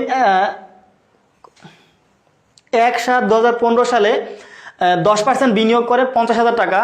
বছর শেষে বিনিয়োগের অনাদায়ী সুদের পরিমাণ কত? বছর শেষে অনাদায়ী সুদের পরিমাণ কত? তাহলে কি করেছে 10% বিনিয়োগ ছিল কত? 50,000 টাকা। একটু ফার্স্ট অ্যান্সার বলবো, আমি দেখতেছি অবশ্য, কিন্তু সবগুলোর নাম নিতে পারছি না আমি এখানে। তাহলে দেখো যেহেতু 10% বিনিয়োগ করেছে 50,000 টাকা, এই 50,000 টাকার উপর আমি কত পার্সেন্ট সুদ বলছে? 10%। তাই 10% কাটলে সুদের পরিমাণ কত হচ্ছে? প্রথমে 5,000 টাকা। জাস্ট আমি বলছি, আমি যার উপর যখন যে অবস্থায় পার্সেন্ট কাটি না কেন সেটা কত বেরোয়? 1 বছরের জন্য বেরোয়। কিন্তু বিনিয়োগটা দেখো বছরের প্রথম থেকে ছিল না। তার মানে কি এটা 1/7 অর্থাৎ জুলাই মাসের 1 তারিখে, তার মানে বিনিয়োগটা যেহেতু 1 বছর ছিল না 6 মাস ছিল, তাই 6 মাসের সুদ পাওয়া যাবে। এই জন্য 6 মাসের সুদের জন্য 12 দিয়ে ভাগ, 6 দিয়ে গুণ, অথবা শুধু 2 দিয়ে ভাগ করলেই তুমি পাচ্ছ বিনিয়োগের অনাদায়ী সুদের পরিমাণ 2,500 টাকা। This is the right answer. আচ্ছা, এরপর দেখো আছে রিয়া মিলে ভাড়া ব্যয় 48,000 টাকা। একটু খেয়াল করিও, রিয়া মিলে ভাড়া ব্যয় 48,000 টাকা এবং 2 মাসের ভাড়া বকেয়া আছে। আয় বিবরণীতে মোট ভাড়া ব্যয়ের পরিমাণ কত? বলো, ফার্স্ট একটু অ্যান্সার বলো। রিয়া মিলে ভাড়া ব্যয় 48,000 টাকা, মানে রিয়া মিলে ভাড়া ব্যয় দেওয়া আছে 48,000। এখন নিচে বলছে বা যে কোনোভাবে বলছে যে 2 মাসের ভাড়া বকেয়া আছে এখনও। আয় বিবরণীতে মোট ভাড়া ব্যয়ের পরিমাণ কত টাকা হবে? তাহলে ভাড়া ব্যয় হয়েছে কত? মোট কত টাকা? ফার্স্ট বলবো একটু 62,000 কি 62,250 টাকা। 62 বি নাম্বার, 62 বি, হ্যাঁ ঠিক আছে 63 বলো, 63 2,500, হ্যাঁ ঠিক আছে 62 না এখন 63 সি নাম্বার বলছো। 57,600 টাকা কে বলছো? আচ্ছা, ফারজানা আক্তার। ওকে, নাম পড়ার এখন আর সময় নাই, আমি জাস্ট বুঝা দিচ্ছি, যারা বুঝো নাই একটু দেখে নিবা। আমাদের 1 বছর সমান কত মাস? 12 মাস। তাহলে এই যে রিয়া মিলে ভাড়া ব্যয় দেওয়া হয়েছে তার মানে টোটাল এই 48,000 টাকা দিয়ে দেওয়া হয়েছে। তাহলে 48,000 দিয়েছি, কিন্তু এই 48,000 টাকা যেটা দিয়েছি দেওয়ার পরেও 2 মাসের বকে আছে। তাহলে টোটাল ভাই কত মাসের দিয়েছি? আমাদের 1 বছর সমান কত? 12 মাস। এখন বলেছে 2 মাসের বকে আছে, তাহলে 12 মাস থেকে যদি 2 মাসের বকেয়া থাকে যোগ বিয়োগ করে তো 10 মাসই দিয়েছি নাকি? তাহলে 10 মাসে কত টাকা দিয়েছি? 48,000 টাকা দিয়েছি। বোঝো? তাহলে 10 মাসে কত টাকা দিয়েছি? 48,000 দিয়েছি। এখন দেখো তাহলে 1 মাস সমান কত? 10 দিয়ে ভাগ করলে পাচ্ছি, এবং 2 মাসে যেটা বকেয়া আছে এটাকে 2 দিয়ে গুণ করলে পাচ্ছি। তাহলে 10 দিয়ে ভাগ করলে 1 মাসের ভাড়া কত? 4,800 টাকা। তাহলে 2 মাসের ভাড়া 4,800 দুগুণ কত? 4 দুগুণ 8, 8 দুগুণ তার মানে 8,000, 8 দুগুণ 16, তাহলে 9,600 টাকা। তাহলে 9,600 টাকা যদি হয় 48 আর 9, তাহলে 57,600 টাকা। This is the right answer. যারা যারা অ্যান্সার করছো দেখিও 57,600, হ্যাঁ 63 গ নাম্বার।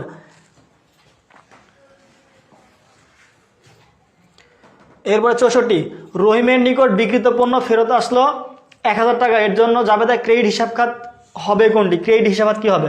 তা রহিমের নিকট যখন বিক্রি করেছিলাম আমি, তখন আমার জাবেদা ছিল যে আমি তো টাকা পাবো, প্রাপ্য হিসাব বা রহিম হিসাব কি ডেবিট, প্রাপ্য হিসাব ডেবিট আর রহিম হিসাব ক্রেডিট, বা আমার কি বিক্রয় হিসাব ক্রেডিট। তো এখানে আমি যখন মানে পণ্যটা যখন ফেরত চলে আসলো, যে বিক্রিত পণ্য যখন ফেরত চলে আসছে, তখন আমার বিক্রয় ফেরত কি ডেবিট, বিক্রয় ফেরত ডেবিট, আর রহিম হিসাব কি ক্রেডিট, রহিম হিসাব ক্রেডিট, রহিম হিসাব ক্রেডিট। দিনাদারের নিকট হতে 5% বাট্টা সাপেক্ষে 4,750 টাকার একটি চেক পাওয়া গেল। বাট্টার পরিমাণ কত? একটু ফার্স্ট বলবো, দেখো তো পারে কিনা এটা। 65, 64 গ নাম্বার, হ্যাঁ 64 গ নাম্বার রাইট অ্যান্সার, ঠিক আছে 64 গ ভাইয়া, 64 গ খালিদা ইসলাম, 64 গ হবে। যদি নাম থাকে সবার আগে নাম, প্রাপ্য হিসাব পরের কথা, আগে নাম থাকলে নাম উল্লেখ করতে হবে। যদি নাম না থাকে তখন আমরা বলতে পারবো প্রাপ্য হিসাব, মাথায় রাখিও। নেট স্লো, আবার বুঝান ভাইয়া ভাই। 64 গ 65 বি নাম্বার 65 আচ্ছা খেয়াল করিও দিনাজপুরের নিকট হতে 5% বার্তা সাপেক্ষে 4700 টাকার চেক পেয়েছি। চেকেই টাকার পরিমাণ পেয়েছি কত 4750 টাকা। তার মানে কি আমাদের যে কোনো কিছুকে পার্সেন্ট মানে কি বুঝি 100 বুঝি। তাহলে মোট 100%-এর মধ্যে আমি তো আগে 5% কি করেছি বারটা ছেড়ে দিয়েছি। তাহলে 5% বারটা ছেড়ে দিলে আমি টাকা পেয়েছি কত 95% না।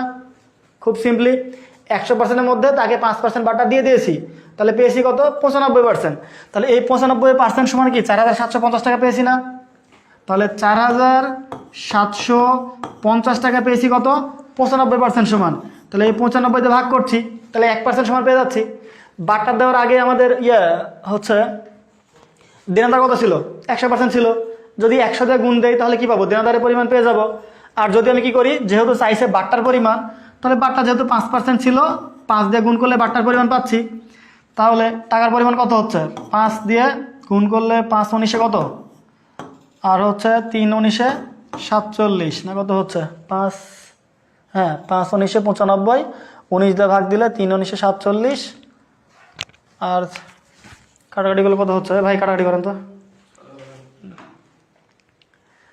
65 মানে হচ্ছে 4750 ভাগ হচ্ছে আপনার 95 50 ভাগ 95 গুণ 5 250। তাহলে কোনোটি নয় অ্যান্সার। অ্যান্সার কত হবে 250 টাকা, কিন্তু 250 টাকা নাই তাই কোনোটি নয় অ্যান্সার। হ্যাঁ তার মানে বুঝছো এটা, যারা যারা বুঝছো যারা যারা বুঝো নাই আমি বুঝাই দিলাম, আশা করি বুঝতে পারছো। কেননা 4750 টাকা পেয়েছি আমি 5% বার্তা দেওয়ার পরে।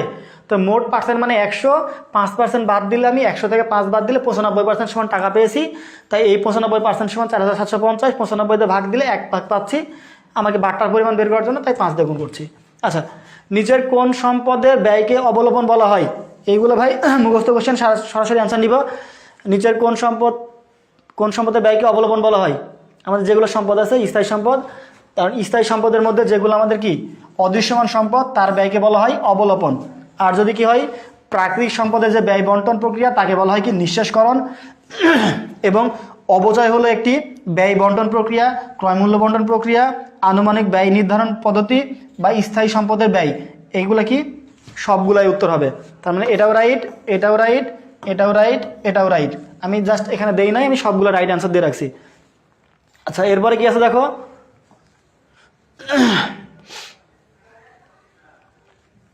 ও এটা শেষ, আর একটা আছে অল্প কিছু।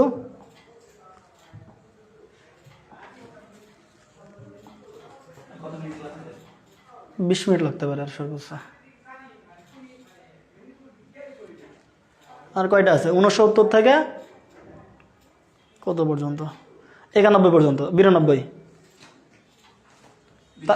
আচ্ছা 69 থেকে 92 পর্যন্ত। তারপরে কিন্তু তোমাদের একটা ব্যাপার আছে দেখো, এই যেগুলো আছে দেখো এইগুলো কিন্তু ইম্পর্টেন্ট যেগুলো সেগুলো পরে দিয়েছি চ্যাপ্টার ওয়াইজ একবারে দিয়ে দিয়েছি, সেগুলো পরে একটু স্ক্রিনশট নাও। এইগুলো এমসিকিউ আগে সলভ করে দিই, অল্প একটা এমসিকিউ আছে। দেখো কোন পদ্ধতিতে গণনার কাজ সারা বছর চলে, মানে মজুদ গণনার ক্ষেত্রে। তো এখানে ব্যাপার নিত্য মজুদ পদ্ধতি। কোন পদ্ধতি? নিত্য মজুদ পদ্ধতিতে সারা বছর চলে। মেশিন সংস্থাপন ব্যয় হিসাবে টাকা প্রদান করলে কোন হিসাবে ডেবিট হবে? মেশিন হিসাবে ডেবিট হবে, মেশিন হিসাবে ডেবিট হবে। নগদ প্রাপ্তি কোন জাবেদায় অন্তর্ভুক্ত? নগদ প্রাপ্তি কোন জাবেদায়? আমি প্রথমে বলেছি নগদ প্রাপ্তি একটা কি, নগদ প্রাপ্তি নগদ প্রদান কি বিশেষ জাবেদা। চালান কি? পণ্য ক্রয়ের একটি প্রামাণ্য দলিল, পণ্য বিক্রয়ের একটি প্রামাণ্য দলিল, পণ্য ক্রয় বিক্রয়ের ফেরত একটি, পণ্য ক্রয় বিক্রয়ের একটি প্রামাণ্য দলিল।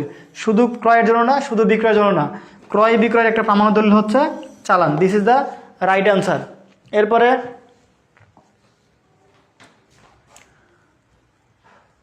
73 নাম্বার, প্রারম্ভিক জেরের সাথে লেখা হয় কোনটি?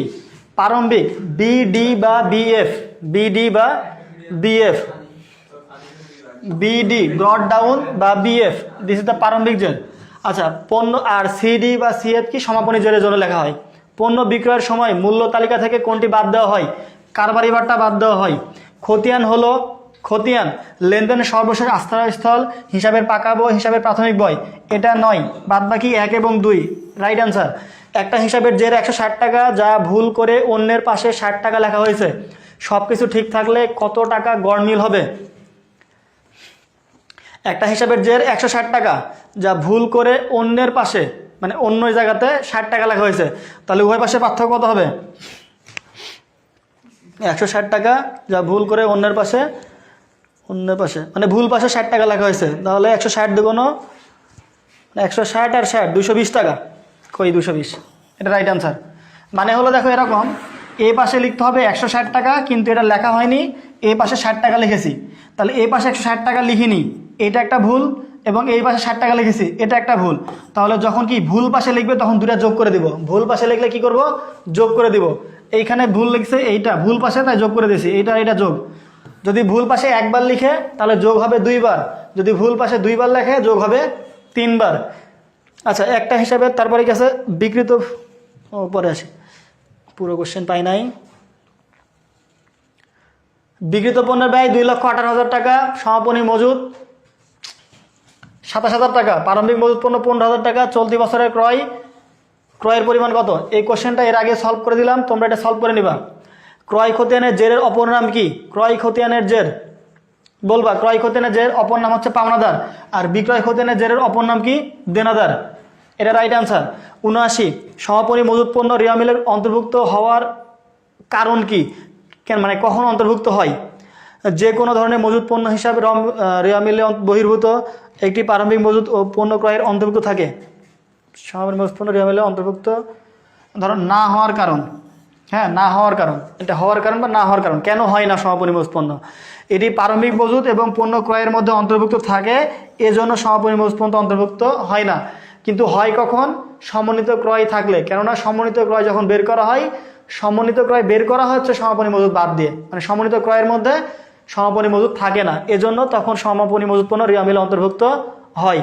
এরপরে দেখো আছে সম্ভাব্য দায় সম্ভাব্য সম্পদসমূহ রিয়া মিলে কোথায় লিখতে হয়?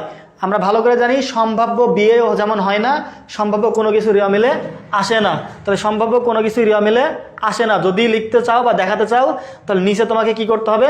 পাদটিকার মাধ্যমে রিয়া মিলের নিচে দেখাতে হবে। আচ্ছা, এরপরে আছে দেখো একটি হিসাবের জের 120 টাকা, যা রিয়া মিলের ভুল পাশে বসানো হয়েছে অন্য সব কিছু ঠিক থাকলে, তাহলে ভুল পাশে যদি বসাই, কি বলছি আমি, ওই টাকার পরিমাণ বসালে কি হবে? জাস্ট 2 দিয়ে গুণ করব, আর যদি ওই টাকা না বসিয়ে ভুল অ্যামাউন্ট বসাই তাহলে 2টা যোগ করে দিব। তাহলে 120 টাকা ভুল পাশে বসাইছে, তাহলে 120 যোগ 120, তাহলে কত হচ্ছে? 240 টাকা। তাহলে উভয় পাশে পার্থক্য হচ্ছে 240 টাকা। অনিশ্চিত হিসাব কত সময়ের জন্য প্রস্তুত করা হয়? অনিশ্চিত হিসাব অবশ্যই সাময়িক এবং খুবই অস্থায়ী। যখনই কি করা হবে? ভুল খুঁজে পাওয়া যাবে, সাথে সাথেই সেটা কি করতে হবে? সমাধান করতে হবে। 82 ক নাম্বার। তারপরে দেখো আছে 83, রিয়া মিল কোন হিসাব খাত নয়? নির্ভুল হিসাবের সমাবেশ, গাণিতিক শুদ্ধতা যাচাইয়ের মাধ্যম।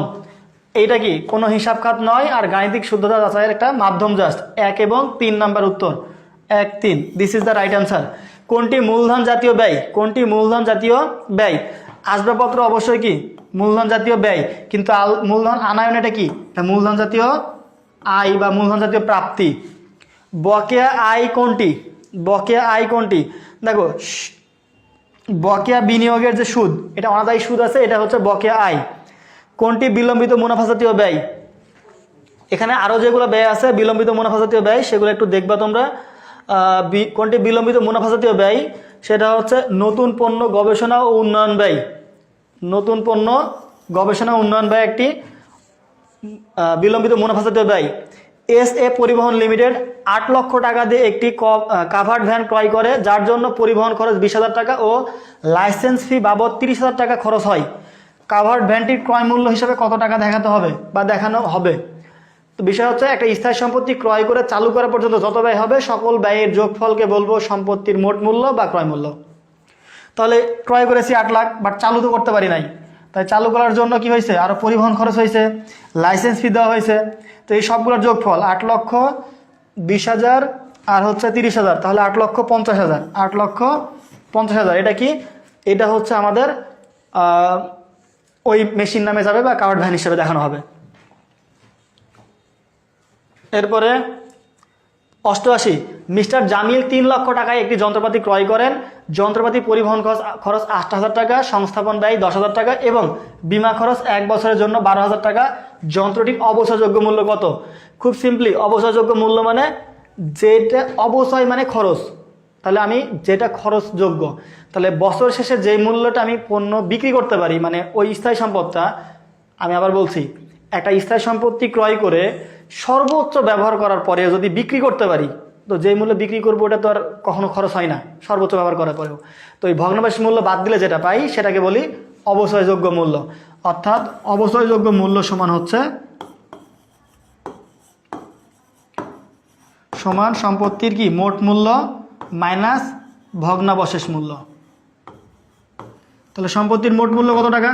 মোট মূল্য দেখো 3,08,000, সংস্থাপন 10,000, তাহলে 3,18,000, 18,000 আর এই 18,000, এটাই, যেহেতু ভগ্নাবশেষ মূল্য নাই। কিন্তু এই বিমা খরচটা আসতেছে না কেন?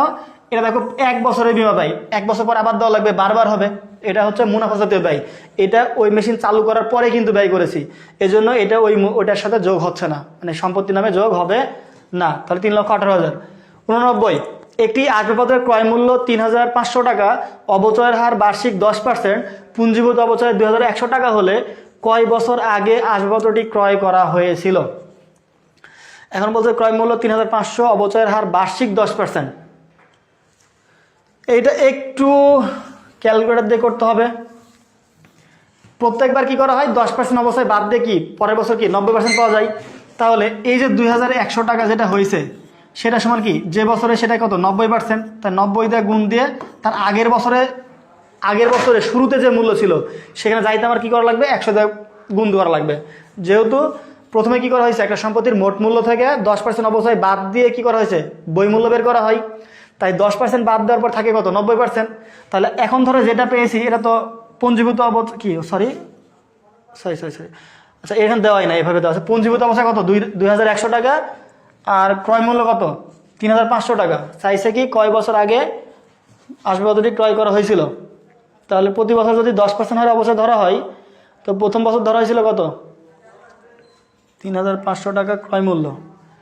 আমরা দেখি 3,500 টাকা, 3,500-এর উপর যদি আমি 10% ধরি তাহলে কত হয়েছে, 350 টাকা। বাপরে, মেলা অঙ্ক ভালো লাগবে। যদি সূত্র ইউজ করতে পারবো চাইলে আমরা, কিন্তু সূত্রটা ইউজ করছি না, আমার কাছে ক্যালকুলেটর নাই। 3,500, তাহলে 3,500 মাইনাস 350, 3,500 মাইনাস 350, তাহলে পরের বছর কি পাবো আমি, বইমূল্য পেয়ে যাব। এখানে হচ্ছে 3,150 টাকা। এরপরে এখানে আবার 10% আমরা অবশ্যই ধরবো, তাহলে এখানে পাওয়া যাবে ঠিক 31,5, অর্থাৎ 315 টাকা। তাহলে 315 টাকা আবার কী হবে, এখান থেকে মাইনাস হয়ে যাবে। এভাবে প্রত্যেকবার বাদ দিলে তোমরা বের করতে পারবা। আমার কাছে ক্যালকুলেটর নাই, আমি আপাতত দেখাচ্ছি না, পরে গেলাম। আচ্ছা, একটি মেশিনের ক্রয় মূল্য 50,000 টাকা, অবচয়ের ভবিষ্যৎ ব্যবস্থা 12,000 টাকা এবং চলতি বছরের অবচয় 3,800 টাকা হলে উদ্বৃত্তপত্রের মেশিনের নেট মূল্য কত টাকা দেখাতে হবে? স্থায়ী সম্পত্তি সবসময় উদ্বৃত্তপত্র দেখানো হয় একদম নিট মূল্যে, অর্থাৎ ক্রয় মূল্য মাইনাস পুঞ্জীভূত অবচয়, ক্রয় মূল্য মাইনাস পুঞ্জীভূত অবচয়। তাহলে একটা স্থায়ী সম্পত্তি ক্রয় মূল্য 50,000 আর অবচয়ের ভবিষ্যৎ ব্যবস্থা মানে এটাই হচ্ছে পুঞ্জীভূত অবচয়, এটাই পুঞ্জীভূত অবচয় এবং বর্তমান বছর অবচয়। তাহলে এই টাকা আর এই টাকা দুটা যোগ হয়ে যাবে, তাহলে 12,000 টাকা এবং প্লাস 3,800 টাকা, এই দুটা যোগ করলে 12 আর 3 15,800 টাকা। এটাই কি আমাদের মোট পুঞ্জীভূত অবচয়, মোট পুঞ্জীভূত অবচয়। তাহলে সম্পত্তির মোট মূল্য ছিল কত, 50,000। এই 50,000 থেকে আমাদের মাইনাস 15,800 টাকা, তাহলে আমি পাচ্ছি 15,800 মাইনাস করলে 34,200 টাকা, 34,200 টাকা। এটা হচ্ছে আমাদের অ্যান্সার, এই যে 34,200 টাকা, এটা হচ্ছে কারেক্ট অ্যান্সার। এবং এটাই হচ্ছে সম্পত্তির নিট মূল্য, বই মূল্য বা হচ্ছে পুস্তক মূল্য। একটি সম্পদের আয়ুষ্কাল 8 বছর হলে উক্ত সম্পদের সরলরৈখিক পদ্ধতিতে অবচয়ের হার কত? তো সরলরৈখিক পদ্ধতিতে অবচয়ের হার খুব ইজিলি বের করতে পারি আমরা, 100 ভাগ আনুমানিক যে আয়ুষ্কাল। তাহলে এখানে 100 ভাগ হচ্ছে আয়ুষ্কাল কত বলেছে, 8%, 8 বছর। তাহলে 8 দিয়ে ভাগ দিলে 8 12 96, 12 পয়েন্ট সামথিং আসবে, 12 পয়েন্ট সামথিং কত আছে, এখানে 12 আছে, 12 পয়েন্ট সামথিং মানে 12.5 আছে, তার মানে this is the right answer. দেখো আমি কিন্তু জাস্ট ওইটা বের করে দশমিক না বের করে অ্যান্সার পেয়ে যাচ্ছি। আচ্ছা, একটা কলকবজার ভগ্নাবশেষ মূল্য কত? 20,000 টাকা এবং মোট অবচয় সঞ্চিতি 90,000 টাকা। কলকবজার ক্রয় মূল্য কত ছিল?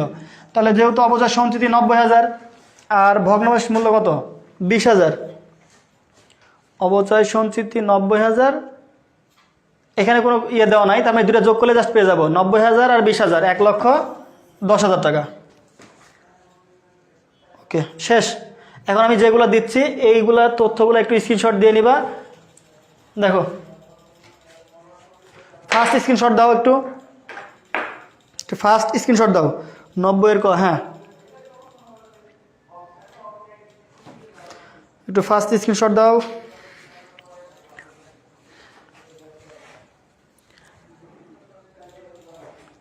আমি যে তথ্যগুলো দিয়েছি এই তথ্যগুলো অবশ্যই একবার হইলেও পড়বা। খুব অল্প জিনিস দিয়ে রাখছি, এই অল্প জিনিসগুলো একটু দেখবা, দেখে তারপরে হচ্ছে তোমরা পরীক্ষা হলে যাবা। কেউ মানে এগুলো না পড়ে একদম অবহেলায় ছেড়ে দিয়ে যাবা না, একটাবার দেখে যাবা, দেখবে এখান থেকে কোশ্চেন হুবহু কমন আছে এবং এখান থেকে বহু নির্বাচনী প্রশ্নগুলো কমন আছে। ঠিক আছে? আচ্ছা, স্ক্রিনশট দেওয়া হইলে আমাকে একটু জানিও। আর সাথে তোমাদের গ্যাদারটা একটা ব্যাপার, আমরা তোমাদের জন্য যে পরিশ্রম করতেছি শুধু এত দূর পর্যন্ত না, আমাদের ইচ্ছা আছে তোমাদের একটা পাবলিক ভার্সিটি পর্যন্ত নিয়ে যাওয়ার ইচ্ছা, যে ওইখানে গিয়েও যে তোমরা ভালো কিছু করতে পারো। আমি জাস্ট এতটুকুই বলবো যে আমরা ফ্রিতে এই লেভেলে পরিশ্রম করতেছি, তাহলে যদি সেখানে তোমাদের কাছ থেকে কিছু টাকা নেই, হ্যাঁ আমাদের এই এনার্জিটা ধরে রাখার জন্য কিছু ব্যাপার দরকার আছে। তোমরা বোঝো পৃথিবীতে কোনো কিছু এমনি এমনি হয় না।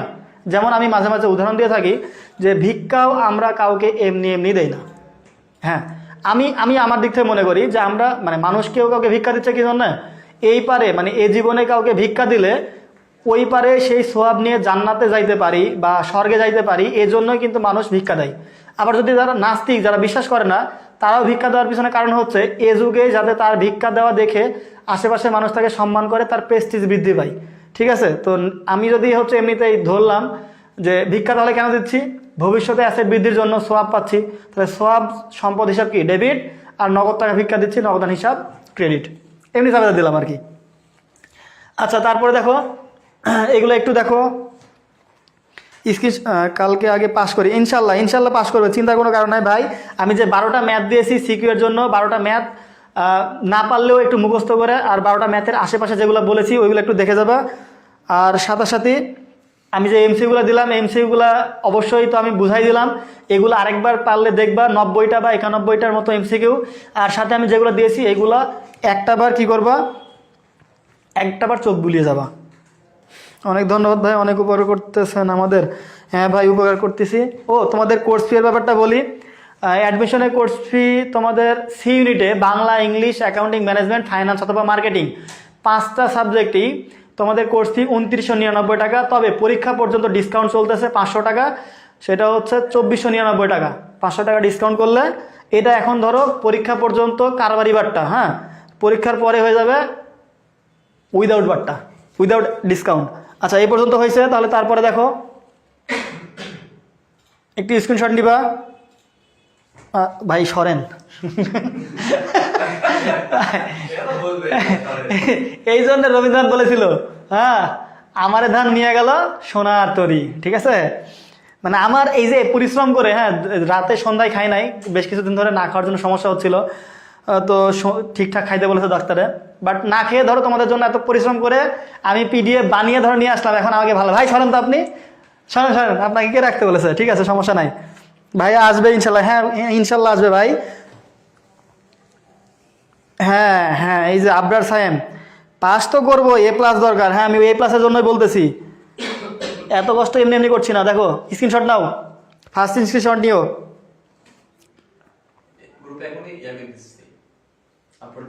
হ্যাঁ গ্রুপে এখনই আপলোড দিয়ে দিচ্ছি। হ্যাঁ ইউটিউবে ভিডিও চলে যাচ্ছে আর তোমাদের ইমেজ আকারে এটা হচ্ছে। ওকে, নো প্রবলেম, আপনি আপলোড দেন। হ্যাঁ আচ্ছা, দেখো এই যে লাস্ট পেজে চলে আসছি।